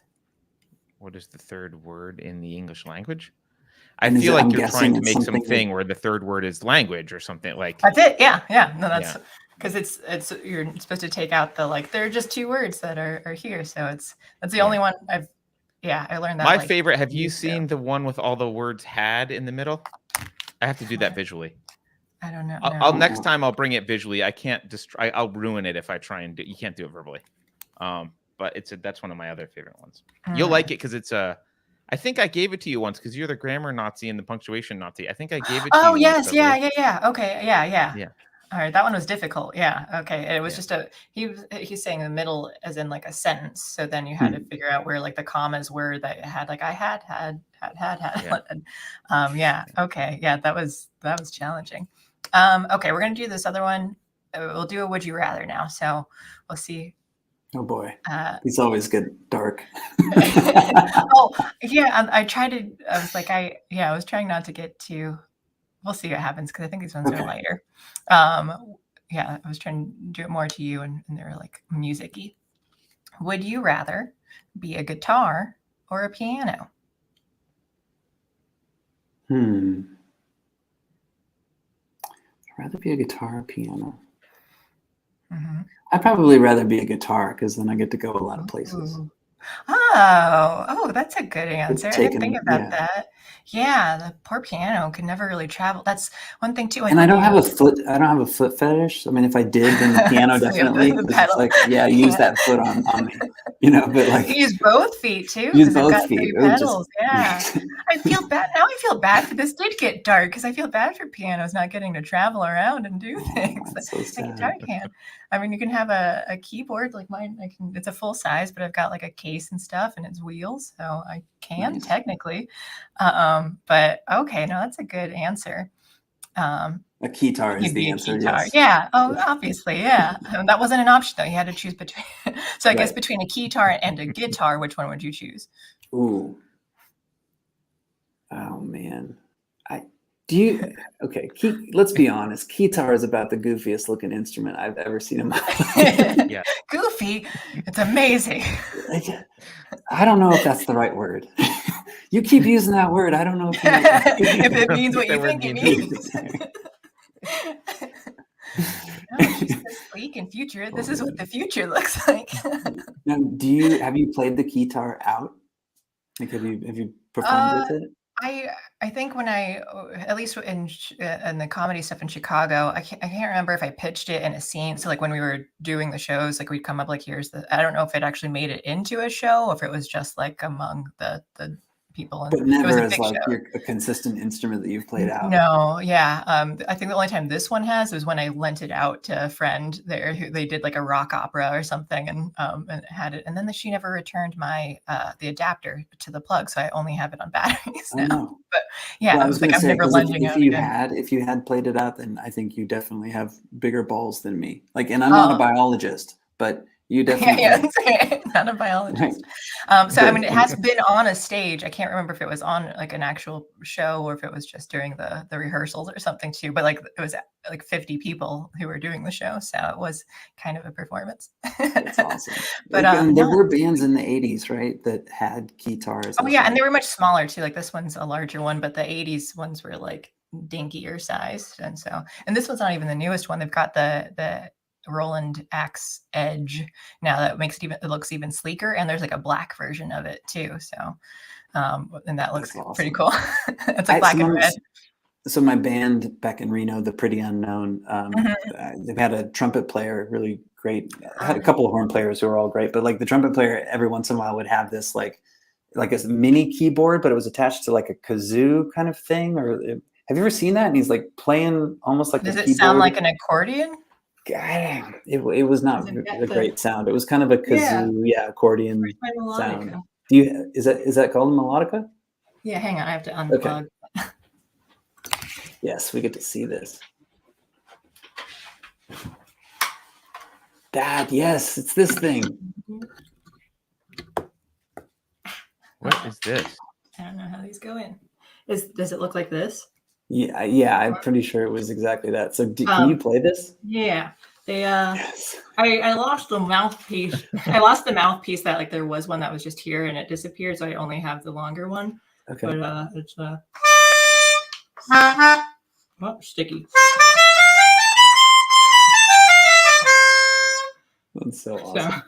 That's so awesome. So I think they had like a quarter size one that was like, maybe just 8 notes or 12 notes or whatever. Yeah, that's cool. But I love them. That's what I was saying. I think when John Del Rose was on here, I played it for him, and because I first heard it. My roommate in college, he showed me a video of the guy in a chicken costume playing the melodica out on a street, and so he had like a bass and the melodica, and he was in this chicken costume, and he played "What Is Love," and he had a looping pedal, and I was like, immediately, I have to own this instrument now, and like, so I bought it on Amazon, and but yeah, I love it, but it keeps getting sticky on some parts. But I don't know. I like the sound too. I like weird. Like obviously I like anything that has keyboard stuff or weird sounds. There was this viral video, maybe 10 years ago that was, I want to say it was called Sexy Sax Man. And it was basically this guy that they made kind of this spoof video, lots of live stuff of him shirtless with a saxophone, and all he played, at least for this video, was the hook to Careless Whisper, like da da da da da. You know that song? Yes, yeah. I think I'm singing it pretty close to correctly, but anyway, and so he would like walk through malls just playing the Careless Whisper song on his saxophone until he'd like get kicked out. And anyway, it's a great video. It's like, I don't know, 4 or 5 minutes of him just in all these public places, shirtless, playing Careless Whisper by George Michael. I love this so much. Yeah, and it's great. And it's worth it. It's worth a watch. I don't know why I thought of that, but no, it's fine. I have to ask about that shirt. Like, is this just because we're talking music today? Oh yeah. I mean, I have 2, 3 hoodies that are like music, but I was like, I'm gonna wear this one because we're talking music. I'm talking to Cecil, cool. So yeah. Is it from a show that you did, or is it just a shirt? Oh no, just Amazon has a lot of like the 3D hoodies, and I'm very picky about long sleeves. So like these are like really smooth fabrics because I hate anything that's rough on my arms. Gotcha. So, but then they come in fun style. So I've got like a rainbowy music notes, and this one just has like a bunch of music like swirls. Is that your only non-rainbow clothing? Yeah, I am wearing, because I was like, there's no rainbow on it, but I need to wear my rainbow bracelet, so I still have something rainbow going on. But yeah. Have you liked rainbows since you were young? Is that kind of a thing for you?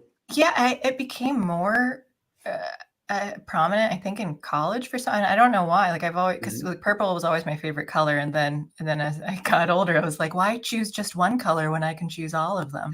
And I love so like, favorite color is rainbow, and it just became more. I don't know why, but because I love colors, and so I think I wore a lot of like black band tees and stuff in high school and all that. But then I'm like, why? Because I love colors. So then I try to just wear more fun things now. I dig it. But okay, so you get a point for choosing guitar, even though I love the piano. I think that it was a wise decision getting to travel. So question 2, would you rather be able to play every instrument ever or be the greatest pun maker in the world? And that would be like an official. He already is the greatest pun maker in the world, so I don't know. I know that we talked about, but we said that like you were a pun master. I don't know if you ever officially said that you were the greatest one in the world. Like this would be official title. Everyone would know, like they would know Cecil Charles is. Oh, definitely the instruments. The puns are my secondary passion. The puns are a compulsion. So I think I explained that to Alex. Yeah. You don't get that transcendental moment when you make a pun that's like, oh, this makes me cry. The pun's so good. I don't get choked up by my own puns all that often. I will happily admit that. They don't do it for me. How many music puns have you done? Ooh, that's a good question. My guess is maybe 5% of the puns are music related. I don't know that I'm thinking about music all that often. I think my favorite little pun thread that I did was when it was like a year ago, and I was on some kick about horses, and so like every pun, I had like 15 or 20 puns in a row that were all about horses. I've done that with bears. Every time that I talk about bears on Unsafe Space, and I'm just like, yeah, I did a sketch with bear puns at one point too. So really, I don't remember any of them now, but they're always like, it was a grizzly ordeal. I can't think of something about like a polar. Oh man, I have to think about this. But like we just had, because my friend and I were going back and forth, and it kept devolving into like worse and worse things. All right, I'm gonna bring a couple of these up if that's okay, because you're asking me about. Yeah. I used to do a lot of like on Facebook. I did puns of the day, back in college mostly, and so some of them I'd make up, other ones I'd find online because I'd try to do but then it was difficult to like make your own every day, and then I'm doing other things too. So I love puns. Well, for the edification of anybody who follows me, if you want to see my puns, then please just follow Cecil Charles. But I do, like, if I ever write or share anybody else's pun, like I'll say like this is somebody, I'll cite somebody else's, and the rest are all ones that I've come up with. But yeah, so I start off this thread with what kind of horse tells dad jokes? A lame one. I just love it's kind of dark already. Like it's like a lame horse is pretty. Like they get shot. The other one is this is one of my other favorite. Yeah, how do horses communicate with the spirits of their ancestors? Horses communicate with the spirits of their ancestors. Neigh. They neigh. They sniff glue. Oh, that was much worse than I thought it was. I know. That's why I went there. That was dark. You went dark. I went super dark. Okay. Yeah. I do have, or after we finish the would you rather, I have stuff about puns too that we'll get into then after. Okay, we'll do the last one then. So you got 2 points. You've talked. Since you've talked about liking pretty things like beauty and all that, and then you had the pretty unknown, would you rather be able to see the most beautiful thing in the world, but no one else is able to see or believe you about it, like so only you can see it, or see something that's like only half as beautiful, but you can share its beauty with everyone in the world? Wow, that's an interesting question. It's just like a positive version of the trolley car question. Yeah. Do you save all of them or just some of them? No, I mean, yeah, that's a tough question. I don't know. I think so many things are pretty that like I like the idea of sharing with people. I'm at that point in my life where it's like I want people to find more things beautiful or awe-inspiring? Because I think that's part of the answer to all of this. I think it's an aspect of the answer of everything that we're in the middle of in the world right now. That sounds pretty Pollyanna and like rose-colored glasses. Like, it's just beauty, man. But like, I do think there's something in the appreciation of life that, like, especially when you have ideologies that are explicitly saying like there is no meaning, and they're pushing for everything to be just power, just a struggle for power. And it's like the opposite of that is appreciating what you're experiencing in this moment, because just like somehow saying thank you for this experience that I'm having has nothing to do with power, has absolutely nothing to do with like getting to the next thing in life. It's simply like being grateful for what is. So anyway, yeah. I guess I would share it. I don't know. No, maybe if I saw a glimpse of that super pretty thing, though, maybe I'd go for that. Right, because I mean, I guess like there's part of it too where like no one else can see it, but maybe I can try to share it through music or other thing. But then it's like, oh, but that's why I added in like, well, they won't believe you though either. So it's like you can't. Yeah. But then the other thing, like if you have something that's pretty enough, and then you get to like try and get other people to admire and appreciate it though too, so you're spreading something positive around, and I think that's good in the world. I like Craig the Baritone says, Beverly, how do you know about my imaginary girlfriend? The prettiest thing in the world. I love it. Yeah. So yeah, okay, I'll get 3 for 3. You got them all right, Cecil. You're well on your way to winning this episode. I think the bigger point to that final answer is like I think the world's beautiful already. Like I don't feel like I haven't seen the most beautiful thing yet. You know, it's like I don't. My brain isn't. I will be happy once I see the prettiest thing. Yeah, like, that you're trying to. No, I just think there's beautiful shit everywhere. Yeah, when you just look and see like that, like that's cool. This is amazing. Like, I like stuff too where it's just I didn't even think about that. Like I love this, and it was never something that I like wanted to see because it wasn't on my mind. But then like so it's new, and that's the same type of thing in like writing or just I guess that collaborating. Like an improv again too, where it's just kind of like, oh, you went in or Dungeons and Dragons. That happens with me when I run the campaign. That they like, oh, the players went in a direction that like I never even considered, and I love this though. Like, I mean, this is so cool. Like, because I planned the world out, and to get a little specific, there's this and more nerdy. There's we have like the main world that they're in, but this evil's coming from this other dimension that I had, and they did a thing where, and so someone like their friend got taken over there, and they didn't know. So the one character was just like, I think she's over here. So he found his way to get into the other dimension, which is like where the original evil and everything that's going on is. So they went there, and I'm like, I never ever planned on them ever going to this dimension, and now this whole other like world has opened up that I'm like, okay, where do I go from here? And I never thought about this, but I'm like, I'm really excited, and it kind of like revived my excitement for the game too. And that thinking about it now, like because I played Dungeons and Dragons not a huge amount growing up, but enough to like have had maybe half a dozen like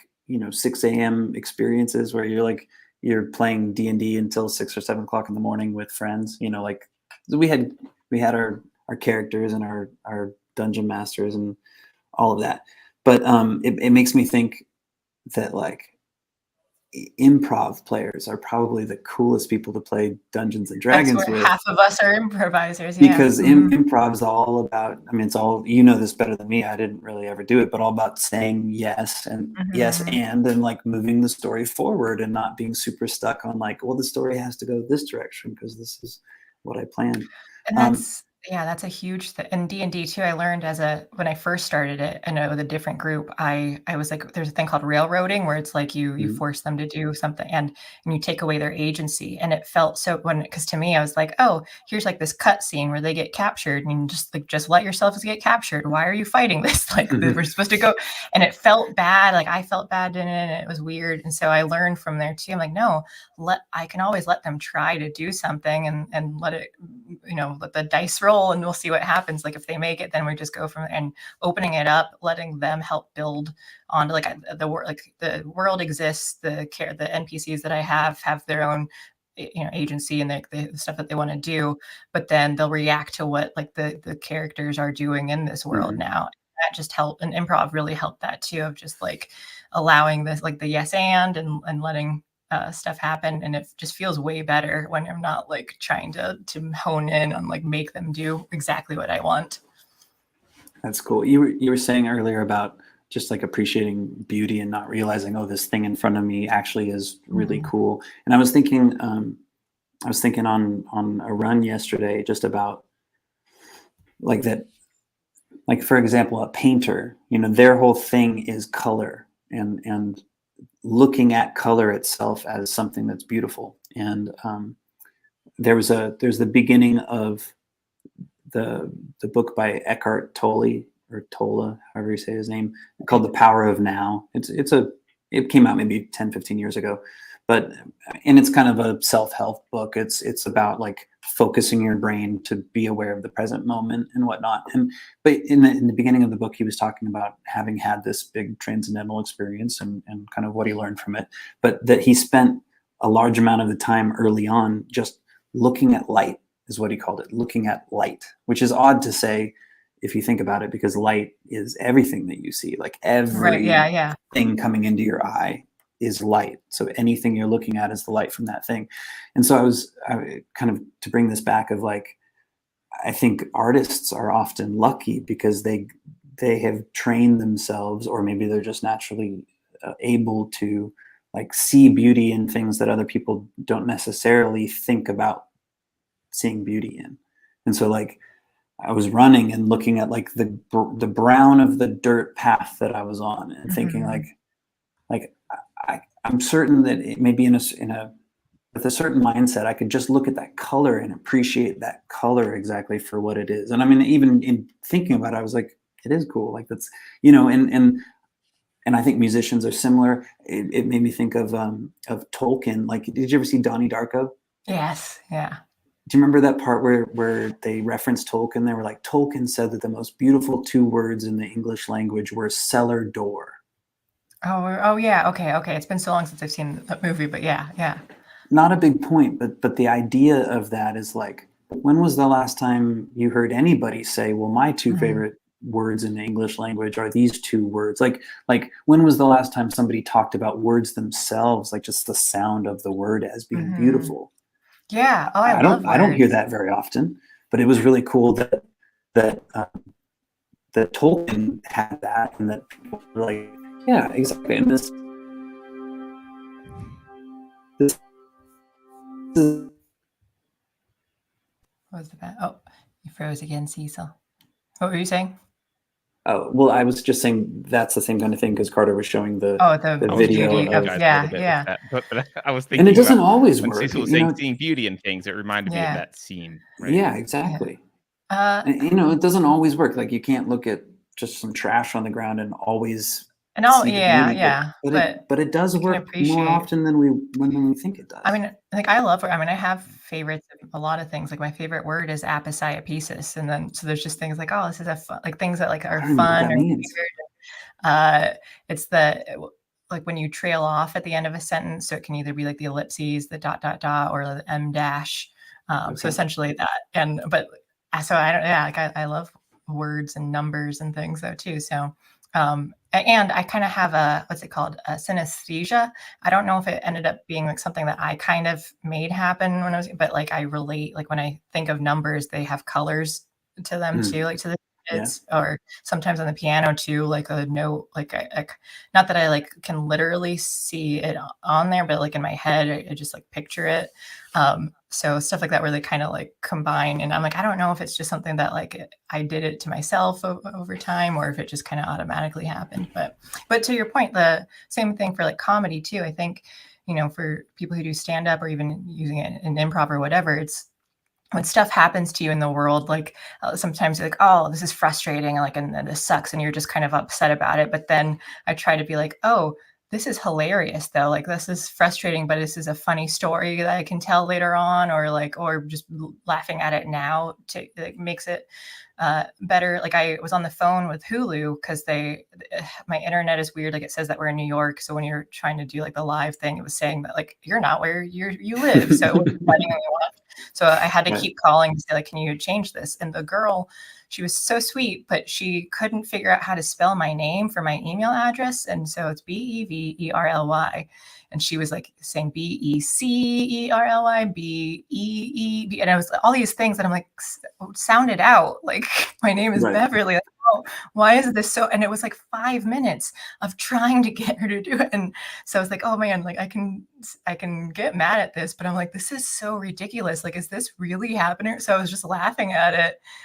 And then we ended up chatting, and I found out like she liked anime. So we were kind of just like chatting afterwards too. I'm like, oh, I could have been so upset with her, but I'm like, but this is also really funny. Because I'm like, is this a sitcom? Like, how is this dynamic happening right now that she really doesn't know how to spell my name? And but there was that reminds me of I mean, I was a kid at the time. I was maybe 10 or 11, and there was a camp counselor. I was like at the YMCA because we were going to go to this YMCA week camp, like go away for a week. And I remember getting there, and the camp counselor, who probably was only like 18 or 19, I don't know, but he seemed like an adult at the time. And he was reading the names of the people who were in his group, like who were in his charge, and to make sure we were all there. And he literally said Thomas. And I was like 11, and I'm like, does he think the name is Thomas? Like, does he really think that person's called Thomas? What's going on here? I know it has a TH. I think I know what just happened. Yeah. It was funny. But you were talking about like life and things working out. There's a really cool, and this relates musically, that Alan Watts, who I will quote all the time. I don't know if you're familiar with Alan Watts much. You know the name? Can you? Amazing philosopher. Calls himself like a spiritual entertainer or a philosophical entertainer because literally he's just really entertaining to listen to. He's an amazing orator, and he did his career was in the 50s, 60s, and 70s, writing a whole bunch of books and then traveling around the country and around the world, giving talks to people, trying to synthesize like the wisdom that you get from Christianity with like the wisdom that you get from the East. And so Hinduism and Buddhism, and trying to like help people understand what those Eastern religions were and what they are. Anyway, but he has this thing about how like the human brain doesn't put meaning, or that the meaning of any melody changes if there's an extra note at it, like at the end of it. Like every time you add a new note in the melody, it essentially kind of reframes the story of what the melody is telling. Okay. Yeah. And it's an interesting thing to think about, because you're like, that's very true. Like you can hear two notes, but then if you hear the third note and it like goes down to a minor, then the whole thing kind of changes, right? Right. And so he's reminding you that life is exactly the same way, that like you have this story that you're telling yourself or about life. But in every moment, it's like adding a new note that's changing the final part of the story of what you're living in that very moment. And so every moment reframes just slightly everything that's happened prior. So I don't know. I think it's a cool way to like remind yourself that like, especially if you're thinking like, man, I'm stuck, or my life has ended up in this point, and that must be, it's some point I don't like, and so I'm down about it. It's like, well, every new moment changes it in a way. So like, just embrace that and go after what you want. I mean, anyway, but I love that he related it to notes and music. And his whole other thing was like, life is music.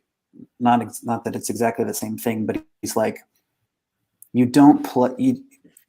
It's not how quickly you can get to that very final note in any song that is what makes that song good, or the performance of the song good. He's like, if it was how quickly you could do it, then songs would be over like that. They would just be like, how fast can I play it? I do love playing things fast. It's like, let's get to that final thing. Let's get to the destination. He's like, music's not about a destination at all. He's like, the beginning of the song isn't less value than the end of the song. Not at all. The song is the thing. And he's like, life's the same way. I definitely agree with that. But I also just love playing songs fast, any music. I appreciate it, but for me, like, it is fun to like, I don't know, because I just like playing, doing anything fast is fun for me. I'm just imagining you like hitting that last note super hard. I got there. Yeah. You know what though, Cecil? If I look at the way music has changed, popular music has changed over the past few decades. You don't have some of the long intros, or like I actually like stuff that builds and slowly. And we've reached an era where maybe it's because of YouTube, where people are only going to listen for a few seconds, and if they're not hooked right away, they're going to leave. And so one of the things I miss is music that has these kind of long, slow builds that are there's just a lot of anticipation that builds up, and they can be very beautiful over that slow time before you get to the hook. Sure. Yeah, I do think that the way that we consume music has a lot to do with that. I think also when my gut says that part of that has to do with when the bottom fell out of the music industry and everything went to streaming, and all of a sudden record labels weren't making the same amount of money that they used to make because nobody was buying records, nobody was buying CDs. Like they just changed to this other model. What that did to the music industry was that took a lot of that revenue out of the music industry, which meant that the record labels themselves and managers and whomever had a lot less money to spend on investing in artists, investing in the art itself. And so they look a lot more at singles, can a single song, is this catchy? Is this gonna take off? And I think what that means is that a lot of artists are, don't get, like a lot of people who are exploring artistically, which to your point, Carter, like might mean this piece of art that I want to make includes a 2-minute intro to where the song is finally growing into something else, 6 or 7 minutes later. I just think that like a lot of that stuff isn't radio worthy. And so because the money isn't in the music industry in the same way that it was, a lot of the radio, the record labels don't take chances on artistic things like that. It doesn't mean that they're correct. It's like the business person in the music industry is correct in some ways. They can identify trends about which songs like seem to be more popular, but that's always looking into the past. That's always only gleaning like what should we do based on what's been done before. And I think that a real artist obviously has to take into account what's been done in the past, but also is looking forward into the future. And you get a song like Stairway to Heaven, which is 6 minutes or whatever, 7 minutes. And like that was played on the radio all the time. It's one of the biggest songs in the world. Right. But if you just were going off of like algorithms and the the guys with the green hats working in the back room saying, "Oh, this song's too long. It doesn't have the hook or whatever." Like, wasn't that the same for Bohemian Rhapsody? I thought it was that they wanted to shorten it, but they're like, you can't, and because like, you need the whole thing, and you need the whole thing. But at the same time, like not every 7-minute song works. Like most of the time, it's the 2.5, 3.5 minute song that works. So it's like the scientists are right most of the time, but then not all the time, and they don't tend to get the really explosive, amazing ultimately thing. Yeah. And I missed the anthem. I missed the albums that had a unified theme. Like the albums from the 80s and 70s, you could put on from beginning to end. Like if you try and put them on shuffle, it actually ruins the experience. Like totally. They're meant to be played from the beginning to the end as one piece. And or at least one theme of multiple pieces that fit together well. And I just don't see that today either, because everything's consumed in terms of specific songs, so you miss out on that the large theme music. I mean, people are doing it. Said in chat. Yeah, I mean, Pink Floyd I think is the best example, because that's just in terms of like a thing that just flows from the first song to the 8th or however many were on Dark Side of the Moon or the Wall or whatever. Like they did it so well. But like Bon Iver, for example, like they have some cool albums that flow into each other in that way. I don't know if you ever listened to, or Bon Iver as most people would say, but it's Bon Iver. Yeah. Anyway, there are artists who are doing it, but I think you're right. I think that as an art form has been set aside. Now, will it come back? Maybe. I mean, maybe people are going to get so tired of just singles. I mean, where's rock and roll? Like, does rock and roll even exist anymore? No. I mean, Yeah, No. okay, you I mean, have the Foo as of Fighters not and yet, no. you have the Rolling Stones, and sorry about the Foo Fighters, RIP to the drummer, but I just mean like you have these bands who were big before who are still around. But in terms of like, where's our Weezer of 2022, or like some indie like punchy thing that's making cool rock and roll? Does it exist? Yeah.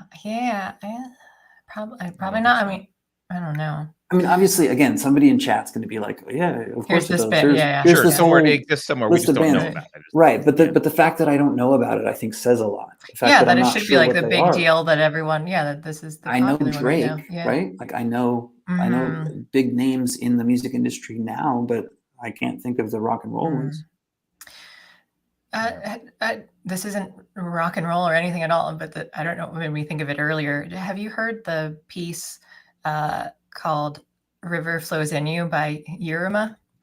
You should look it up at some point. I'll send a link to you though, because it's like a really beautiful piano piece. I think he's South Korean, but I think just like talking about beauty and stuff too, like to me, like that, it has this like, I keep calling it hauntingly beautiful, because it kind of, and then I think it means, from what I've read in the comments and stuff too, that some people are like, oh, this was like, this helped me through, and I was like really sad, like, I'm in that moment of sadness, and like, so you need to sit in it. And then later on he's talking about how like, but now I'm listening with my wife and my child, and like, and it has this other meaning, like, and it's beautiful. And so it's just something that like, oh yeah, and yeah, I don't know, I really love it. So that's something that music I think does really well, is like, in other forms of art also, but like music can make sad things beautiful. Like it has a magic in its poignancy, if you're talking about a sadder or more melancholy song, that I think can remind people like, oh, sad things can fit into a larger story that is beautiful. And here's an example through music that can just like make you at least a little more. And there was that phrase in the Gautier song, like you can get addicted to a certain kind of sadness. Oh yeah. The one Gautier song. The one Gautier song. You can get addicted to be a one-hit wonder. That's what it should have been. But no. But like, I think he has a point there. I mean, I think there's an aspect of sadness that can be beautiful if done correctly, and I think music can help people remember that. So I think it can be great for like tougher times, because you can listen to sad songs, you can feel authentic to yourself about feeling sad, but the sad song itself can be beautiful, so it can like remind you of good things. I don't know. Like that. I mean, so that happened like growing up. I got really into the pop punk music from 12, 13. So like, and so there's like Simple Plan and Avril Lavigne. Like I love them, and then other ones too, but those are like my main ones. And I still love them. Paramore? Do you like Paramore? I didn't get into them as much, but I do like them too. I mean, I still really like the song "The Still Into You." I think is the one that I listen to a lot. But for me though too, and other bands, not just these ones, but I like, oh, they started off, their styles have kind of changed over the years too. But then it's like, oh, I've grown up along with it. Like I still love all the music that they're doing, and I like the fact that like, oh, that I've changed with them, and like everything that they're doing now, I'm like, oh, I can still like it, and I like your old stuff. And I just, speaking of CDs, like people don't buy CDs, I still buy CDs a lot. Like I just bought, I've been back and forth. Like it took me a long time to finally get rid of the cases of the CDs, because like they break and then it takes up a lot of space. So I finally like got binders for them, and I keep the artwork and stuff. And I still try to buy CDs unless like some of them like, oh, this is imported and it costs $50 because they don't have them. So I'm like, okay, I'll do the MP3 or something. But but bands that I've always bought your CD. I have the CD, like this is like the collection that I do. So like Avril Lavigne just came out with a new one like a couple months ago, and I bought that. And but like newer groups, newer bands or whatever, I'm like, I might do MP3. Like, so I kind of hover between what I want to do. But it's always hard to know. I mean, as a musician who plays out all the time, like I have albums that I made with The Pretty Unknown, my band in Reno. But that was the only like physical album I've ever produced. So that's what I'm selling like at my shows. But then reminding people like you can go online and listen to my music, I was listening on to iTunes and Spotify and that kind of thing. But it's tough. I mean, in this day and age, it's like, I don't know what, 3/4 of the cars don't even have CD players in them anymore. So it's like, what are you selling somebody? Like want to sell you something physical because I want the transaction to feel real. I want you to have something that you can take home with you that feels like you got this from the experience that you had with me. But at the same time, what is that thing? Like, I don't want to sell you something that you can't use. Like, right. I feel terrible if somebody gives me like $20 for a CD and then they're like, but I don't have a CD player, but I just want to help out. I'm just like, this is well, that's why I had to get an external one. So I had to get one that plugs into the USB because my computer's, so I'm like, right. I can do DVDs and CDs. So like I'm going out of my way to do it. But, should I include the little external with my album? Like every time here, it's $70, but you get the external. Well, they're cheap now. I think you can probably get them for like $20. So you can just have it on the side. So then like maybe someone will buy. Like I don't have a CD player. Well, here you go. Well, here you go. For $17.99. Right. Yeah. No, buy in bulk. I'm sure it'd be fine. Right. But so I forgot that the pop punk thing, just as far as like sadness. So like growing up with the whole teen angst thing, like it was like, oh, I can listen to them. And it was just like that music there could help me through all that. But now like they have like more fun stuff too. And so I'm like, oh, this is what I need to like get me out of like a funk that I might be in or something. And so I just, I don't think it's bad to be sad because I think that the whole thing of just like, you need that so you can appreciate happiness and joy and everything, but you don't want to stay in that forever. But so sometimes it's just like, oh, I want to wallow in this for a while. They're like, I need to work it out and like get it through my system. And then I can move on. And music is definitely a thing that can help or hurt in some ways. But, yeah. So it's funny you said the word wallow, and it made me think of like if they did a second Disney movie, second Pixar movie. It was about a really sad robot, and they called him Wally and Wallow. Love it. Okay, let's do this. It's just like super dopey all the time. Who's the robot? Oh, it's from Hitchhiker's Guide to the Galaxy. There's that robot who's always sad. The Disney movie of that would be Wallow. There you go. Yeah, well, exactly. I listened to your music, Cecil. There was what was it called? I had it written down and I can't remember. Oh, Without Wanting To. Like that was something where we're like listening to that because I'm just like, I know how much you like prettiness, but like when I heard it, I'm like, yeah, this is pretty. Like the descriptor that I wanted to give for it was just like pretty. So I really enjoyed that. Butterflies, I really liked it. It reminded me of this other indie artist I know. His name's Lucas Carpenter. So it's just something in the style kind of reminded me of him. He does. I first heard about him he came to my college, and he would do different instruments. So he'd have like guitar and maybe I forget, like other things too, where he'd get the looping pedal out. So he'd do stuff live, but then like loop in, add to it, and it was just so impressive because I'd never at that point hadn't seen things like that though too. So it was just, and he was just like a really fun energy.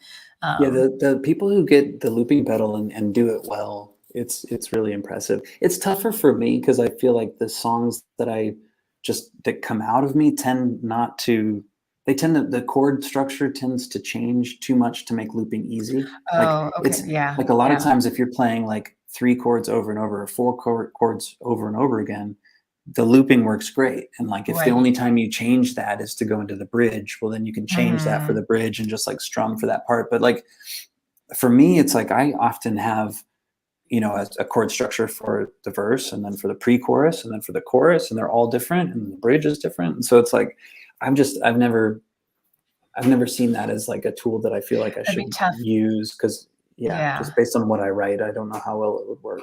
No, but when they do it well, it's amazing. Yeah, when you can get it on stage and they're like singing harmonies with themselves. And right. Oh yeah, I love that. I could do that too. And it's cool. Yeah. Again, the harmonies. I'm just like, oh, it's so beautiful. Yeah. Okay. Well, let's switch it up a little bit and go back to puns. There's so much. I feel like I could talk to you for hours because there's just so many more things we didn't even get to talk as much about I know more hours. I mean, like 5-10 hours because like talk to you about like your acting and all that too. But I'll have to just bring you back later. But I do want to talk about a little bit more puns. This is sort of another game. So first, I'll just say this is just about puns. I don't know. I just remembered that I went to Gen Con a few years ago. So a few of us, like we carpooled and road trip there. And on the way back, so it was a 3-hour drive. What is Gen Con? Sorry. Oh, it's a convention. It's a board game nerd convention thing. Yeah. Okay. So it's more board games and other like tabletop stuff. Sure. And they on the trip back, we spent time doing like really long story puns where you had this like several minute buildup. And then until you finally got to the end where like you did like the one pun joke that you're like, that like tied in either poorly or well, like they were not worth how long the stories would be, but we just kept doing, like the three of us would just go like round, and once we came up with one that would be like 5-10 minute stories until we got to like, here's the payoff, it's just payoff. This pun at the very end. Do you have any of those? Do you remember any? No, I have no idea what like they were, and sometimes it was just stuff that we drove by that like you'd think of in the moment that was just too long. I think we'll have to like practice this at some point where we just keep doing more story puns, because it was really it was fun to do, but it was just like, oh man, this would be painful for anyone who doesn't like puns, because it's like the fourth girl, like she was like sleeping the whole time because I don't think she wanted to be part of it, but she wasn't sleeping, she was faking it. Yeah, right. That's what I'm thinking too. But anyway, so as far as puns go, I have here's like a little pun challenge. You saying that about the long pun I was like, I wrote one like that recently, and I did find it. If you'd like me to tell it to you. Absolutely, yes. Okay, all right. So one day, the news reported that God was actually a sweet potato, right? So this old lady who just scoffing at the ridiculous statement that God is a sweet potato, she picks up a sweet potato in her kitchen and says, "Is that you, God?" To which she heard the response, "I am that yam." Okay.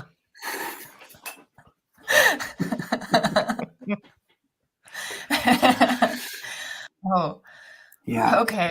Yeah. Okay. Yeah. Thanks for that one, Cecil.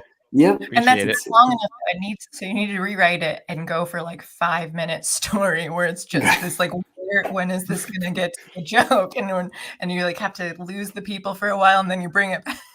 So did you hear about when Bob and Betty Hill took a trip to Transylvania? No. I didn't write this. This is an old joke. But so they take this trip to Transylvania, and it's in the winter, and they're driving this rented car, and it's snowing, and they lose control of the car, and they hit a tree, and they're both thrown from the car, and they're both knocked unconscious. And so, a few minutes go by, and this guy with this big humpback like walks by them and sees them and picks them up and takes them up to the big castle, right, in Transylvania, takes them up to the big castle, and he brings them into the castle, and he shows them to his master, and he says, these people, they hurt themselves and we need to fix them. But they tried to fix them. They worked really hard, and both Bob and Betty Hill died. And so the master gets up. This is because it's a music joke. The master gets up there and starts playing on the organ this really sad song, this dirge, right? This death song. And all of a sudden, like, Betty's little finger like starts to move, right? And then Bob's like, his neck is twitching, and then Betty's arm lifts up, and Igor, right, sees these people moving and looks up at his master and yells, "Master, the hills are alive with the sound of music." Wow, that was a journey. That was long. Actually, you don't realize this because you're not paying attention to chat, but that was actually, you circled all the way back to the beginning where there was a discussion about Sound of Music at the beginning. So. Oh yeah, nice callback. Nice job. Okay. Well done. We did it. These puns will be a little bit shorter. First I'm just gonna say my favorite pun is the what did the guy mushroom say to the girl mushroom when he asked her out on a date? Come on, I'm a fun guy.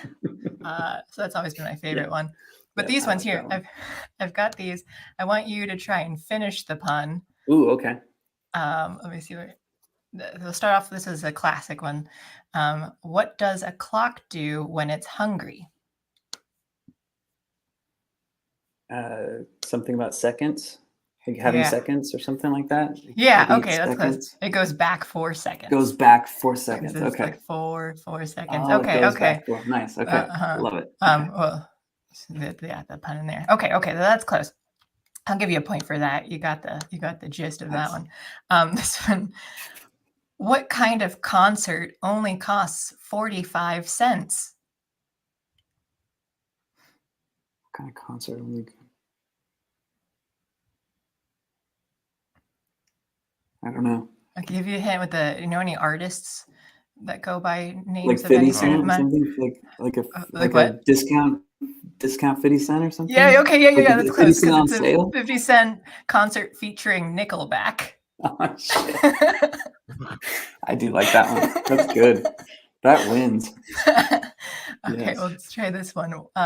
What's the difference between a poorly dressed man on a bicycle and a nicely dressed man on a tricycle?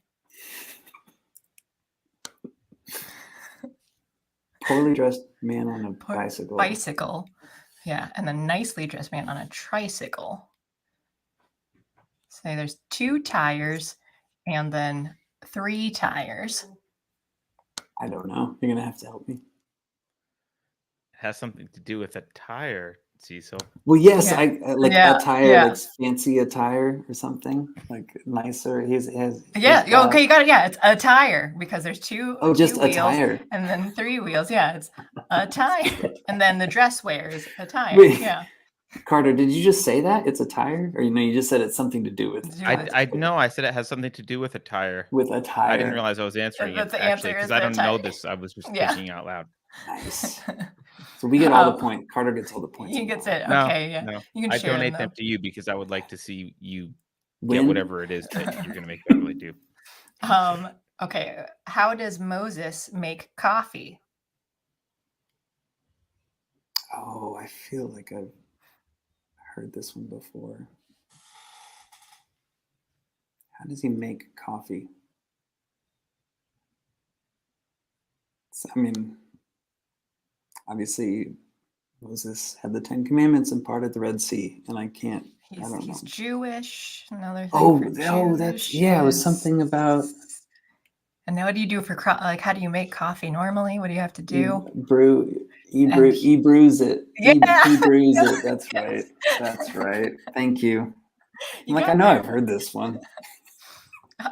Nice. Okay, you got that one. Who is the penguin? I was thinking about him, I was trying to picture him parting the coffee somehow. You know how it is. You go down one path and it's not there, but you're like, I'm sure it's down here. The burning bush. Yeah, the burning bush. Either one. I'm going the wrong way. Yeah. He lit the bush on fire, and it's like a percolator, and then that's how it works. That's how he did it. That's not my a brain joke. was going. It's an instruction manual. Thank you. Okay. Who is the penguin's favorite aunt or aunt? If you're in a different region, I say aunt.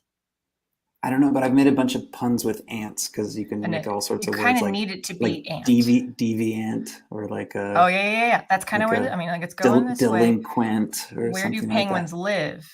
In Antarctica. Oh. Yeah, there you go. That's their favorite ant is Antarctica. Got it. Okay, you got it. Did you hear about the cheese factory that exploded in France? This is the last one.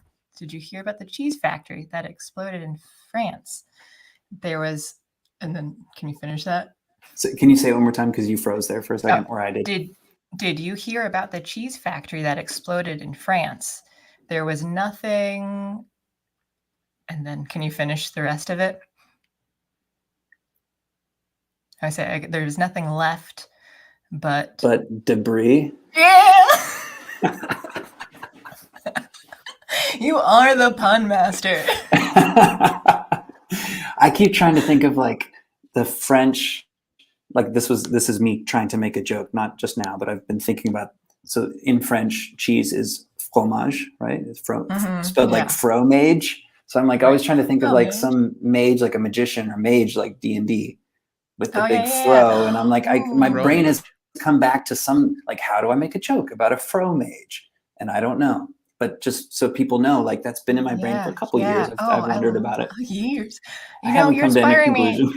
I really want to do puns again too. So we need to do more pun challenge. You should. I'm hiring. So good. Just send me your application. If I was gonna we can collaborate or compete against each other, I'll just try and battle you on Twitter with puns and stuff. Please do. There are a few other people who do awesome puns. And Strawman, but he spells it STRX, like Latinx. Okay.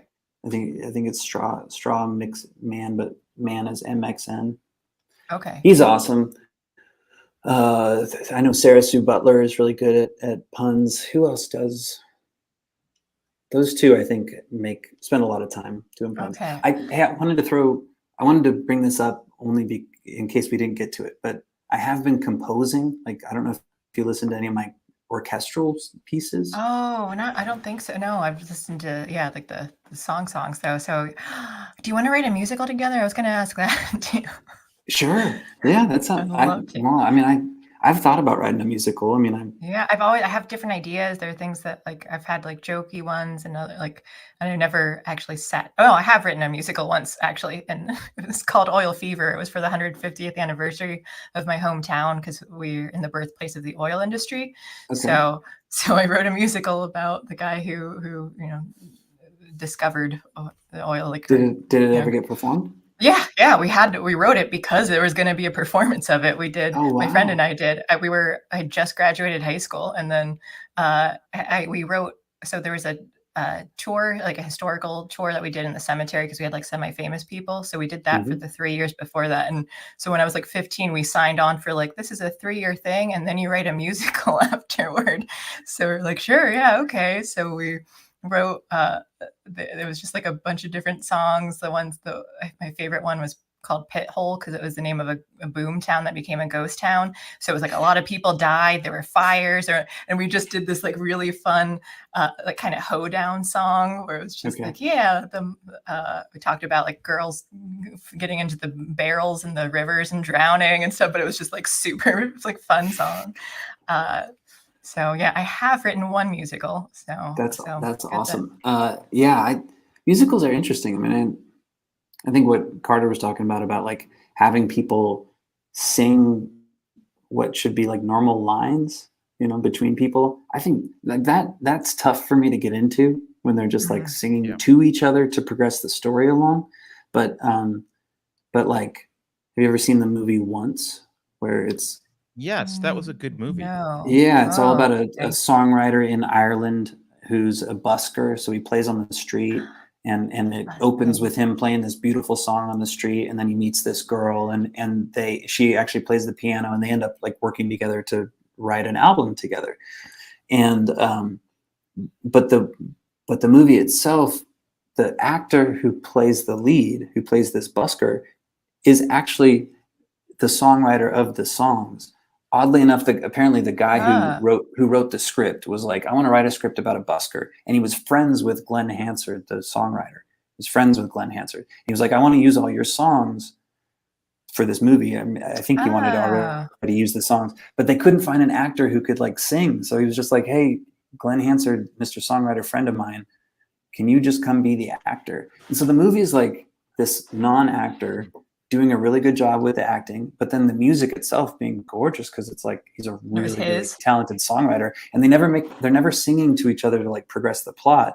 They're just singing to each other as if they were performing on the street or in the studio, like the vision, like a scene of them recording in the studio.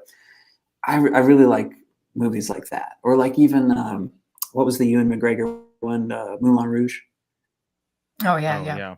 Yeah, I thought Moulin Rouge was quite good because it was enough. I remember that one. I think I watched it, but I don't remember it. I didn't have the impression. So actually, I kind of go back and forth with like the way when lyrics in a musical. Obviously, a lot of musicals are cheesy, but I do appreciate sometimes like because it's like, oh, if the song isn't necessary to move the story forward, then it's just kind of like, oh, what's the point? So I do like that, like the song means something, that like it's necessary in the story, like however it's done. So I do, but then there are other ones that I'm like, this is just a fun song, but like, the dance is amazing. And so that's like your point here is because you're watching the show. So I kind of like go back and forth on that too. Okay, so you got these puns, you got that. There's still so many other things that I want to talk to you, but we have been going for like you also win for longest show so far here. So which again, like there are other things that I want to. You haven't even done the game that I thought you were going to do. Oh yeah, I have. Yeah. I mean, we could do that if you want. Do you want to do the libs of TikTok one? Is that one? Okay, so we'll wrap up this. Libs of TikTok. Yeah. I mean, so again, I hate TikTok, but we've got like, these are terrible, and this is why. So this one here, I think what I have is it's a gender. You have to. Other times I've been like, what color? You listen to only the audio, and then we watch the video after, and I ask you like, oh, what color is this person's hair? I've done like how many facial piercings does this person have?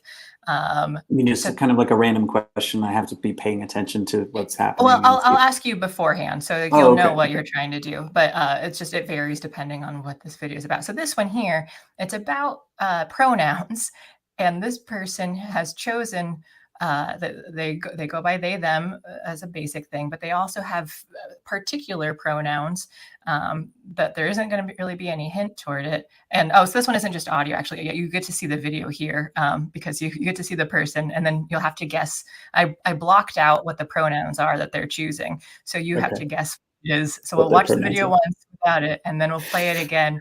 So then you're going to have to tell me what pronouns. There's 2 different ones, I think, on here too. So 2 sets of pronouns in addition to they.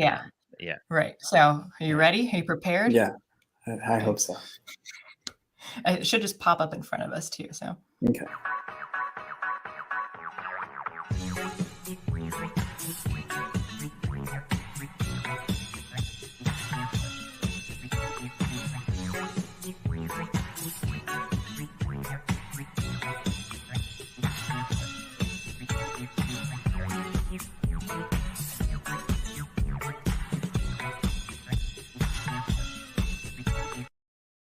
And apparently they all use the same song. So, because there have been other videos. This is the pronoun song. Yeah. The pronoun song. So the blocked out ones there were the ones I'm supposed to guess. Yeah. So what do you think? My first guess was like something to do with being a clown.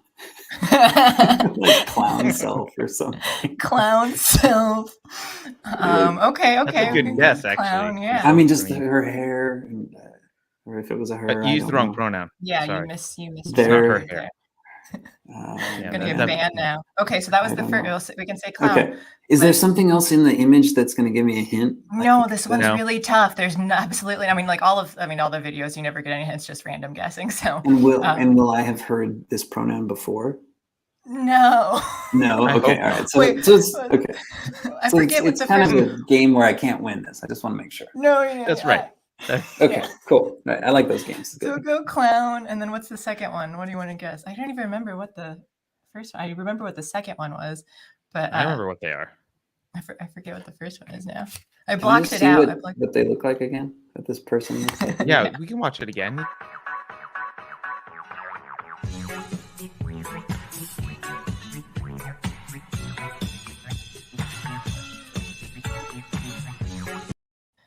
Yeah, it doesn't look like anything on there that, yeah. Oh, if we somehow in the next 5 years, like nobody's making TikTok videos anymore like that, would be wonderful. It'd be so much, yeah.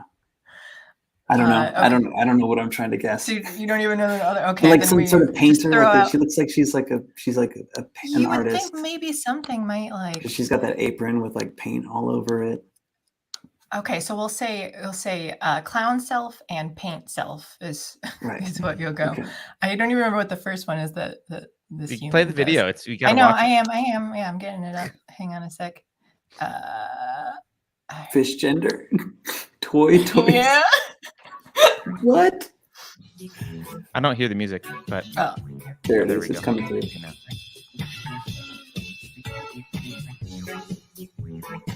That's right. Toy self. Yeah. Those are the main ones. Toys. Fish. Toys, fish self. Yeah.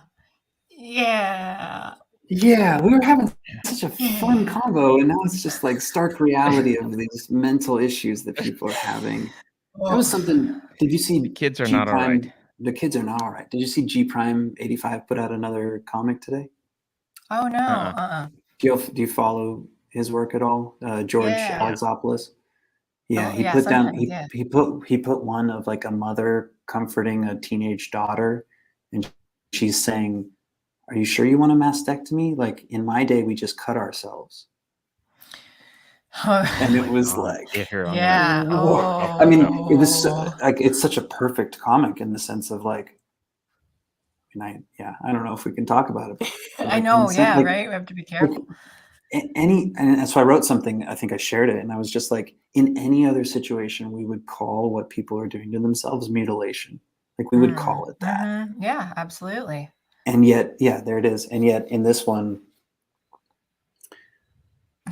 yeah. Right? Yeah. I think that's we're so in such a weird, scary time, and I don't understand. My heart.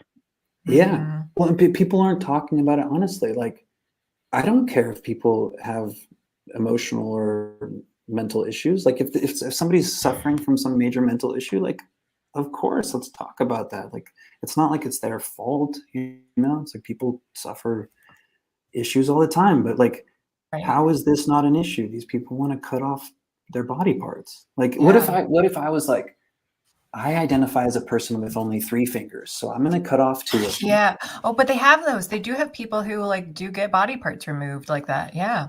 Mm-hmm. That's not just like the genitals though too, but right. Yeah. And that's not looked at as some sort of healthy, natural expression of being a human being. It's looked at as like, hey, this might be some issue or some psychopathy or whatever. And yet we're in this age where, like, not only is it looked at as okay, but people want it to happen super young, and you're just like, the world is nuts. The world is nuts. Thanks for bringing us down. Right. Yeah. To not end on a dark note, I am going to do this one last game. Then, which one's the dark note? Is that the C flat? Right. Ooh. Yeah, C flat because it's a B. Yeah. It was a D, but it went to an A flat. Oh, never mind. Yeah. Oh, I get it. Yeah. This one's called Dirty Minds. So there's 3 hints, and I'll do one at a time. What you do, like the hints sound bad, like they're in the gutter, but you have to get your mind out of the gutter, and you have to guess the word that's like totally appropriate and all that. So I guess we'll use this one. Hint. Oh, and then I'll do like, if you get on the first guess, you get 3 points. Second guess, you get 2. The third guess, you get 1. So hint number 1. Men like to lay rubber on me. Okay. And so you want to guess now? Yeah, you can take a guess now. You can take one guess now. Like to lay rubber on me. I mean, I'd guess like a road. Yes. Yeah. Like a tire. You got it. Yeah, nice. Okay, cool. So you get 3 points. Yeah, the other ones were people sometimes pay to ride on me, and I'm slippery when wet. Nice. Yes. So you get 3 points because you got it on the first try. Okay. Sweet. We have a winner here, people. He has won today's episode. What do you want your reward to be? Can you play one of the instruments? Which one? Or maybe more of the melodica? I want more of the melodica would be fun. Okay. I mean, it's up to you. You get to choose. I don't You're care. The winner here. You said the guitar only has batteries, so I mean, it plays, but it has you can't plug into a wall. Let's hear the melodica. I want to. Okay. Yeah. Can you play something? I mean, not the song something, but something.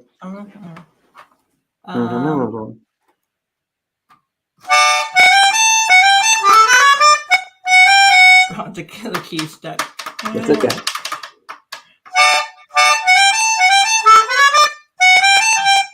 It's messing me up.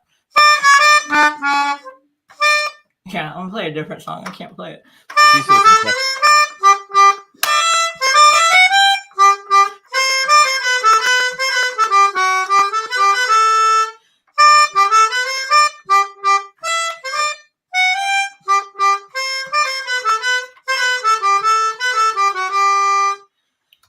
I do not have the lung capacity for that.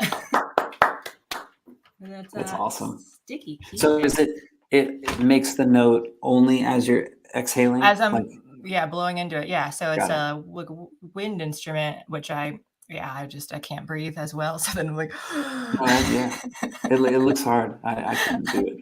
And then, it reminded me of like a bagpipe. I wasn't sure if they were like, that's what like the accordion is similar. So it kind of has this. It's like a harmonica, accordion, like the combination here with a piano. So like, it's definitely a fun instrument, and I guess I maybe need to clean it out somehow because I don't know why they're sticky. Did you want anything else? Again, you've got the longest show, so you get to choose if you want. I think it's been great. Your use okay. If you feel that you've spent your minority tokens to the, I should have rehearsed. I borrowed a few extra and spent those too. Next time I'll practice more. They roll over for next time. Oh yeah. No, like, and whatever extras you have, you get to use them next time. And well, thank you so much for coming on today, Cecil. And I would love to have you back because again, like there's so much more we can talk about. I do want to collaborate on puns and musicals, and I think we should do a pun the musical, probably. Yeah, definitely. Yeah, the punsicle. And it's just a musical all about pun. Like the lyrics will just all be puns, and this sounds more fun the more that I think about it. So that sounds awesome. Yeah. You did say, I did notice like on your about page too, you said something about like, oh, you can like call you if we have your number, and I don't have your number. So I'm just saying that I can't call you without your phone number. So okay, well, I can give it to you, but I'm probably not going to say it live. No, you don't have to do it now. Not that anybody calls me anyway, but that's okay. Yeah. Oh yeah, then you get me neither. Oh, I just get spam stuff. Yeah. But that's what I'm going to do. I'm just going to start tweeting my phone number like every day, just so somebody will call. Anyone at all. But yeah, so thank you again for coming. Oh, can you remind people where to find you? Sure. So on Twitter, it's the Cecil Charles, just like it shows on the video. And then all the rest of the stuff is like Cecil Charles Official, or my website is cecilcharles.com. But yeah, on Spotify, just look up Cecil Charles, or YouTube is Cecil Charles Official. And would love any subscribes or likes or follows on all of that stuff, because I'm still an independent musician. Yeah. And all of those things gotta support go a long way. So. The indie stuff. Yeah, his music's great. Watch the Overwatch 2 film that's on your page too. Yeah, it's called Shadows. Shadows. I got to play a French person with a bit of a You French did, accent. yeah, you had to do the French, and I was like, oh, yeah.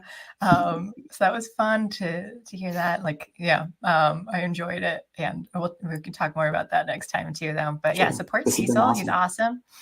Thank you so much for coming on. And then to everyone else, remember book club May 1st. We got shows next week, the usual times, the new show on Wednesday. Yeah, whatever. Happy weekend, everyone. Thank you so much, Cecil and audience. And I will talk to you all later. And the intern, whatever. I will talk to you all later.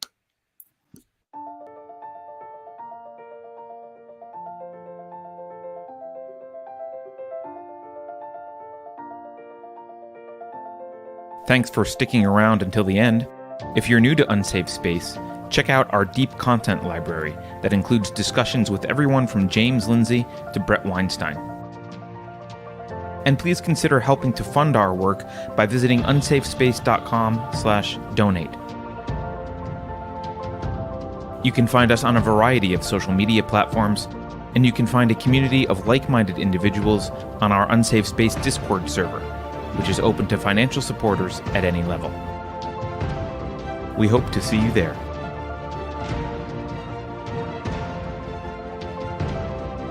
Warning. This is an unsafe space. Dangerous ideas have been detected. The content of this production may corrupt previous psychological programming. If you encounter any of the following individuals, please administer government-issued neurotoxin immediately. I'm not sure what the neurotoxin will do because I am not a biologist. CRT is a complex legal theory that is needed to combat the epidemic of racist babies. If you think about it, no one should be allowed to express opinions. But don't. Think about it, I mean. That's not your job. Thinking has been scientifically proven to be less efficient than compliance. Science, scientific, and scientifically are registered trademarks of the World Economic Forum. Unauthorized use is prohibited. Computer voice courtesy. Never mind, that last line is fake news. Please disregard it and return to your safe space immediately. there will be cake.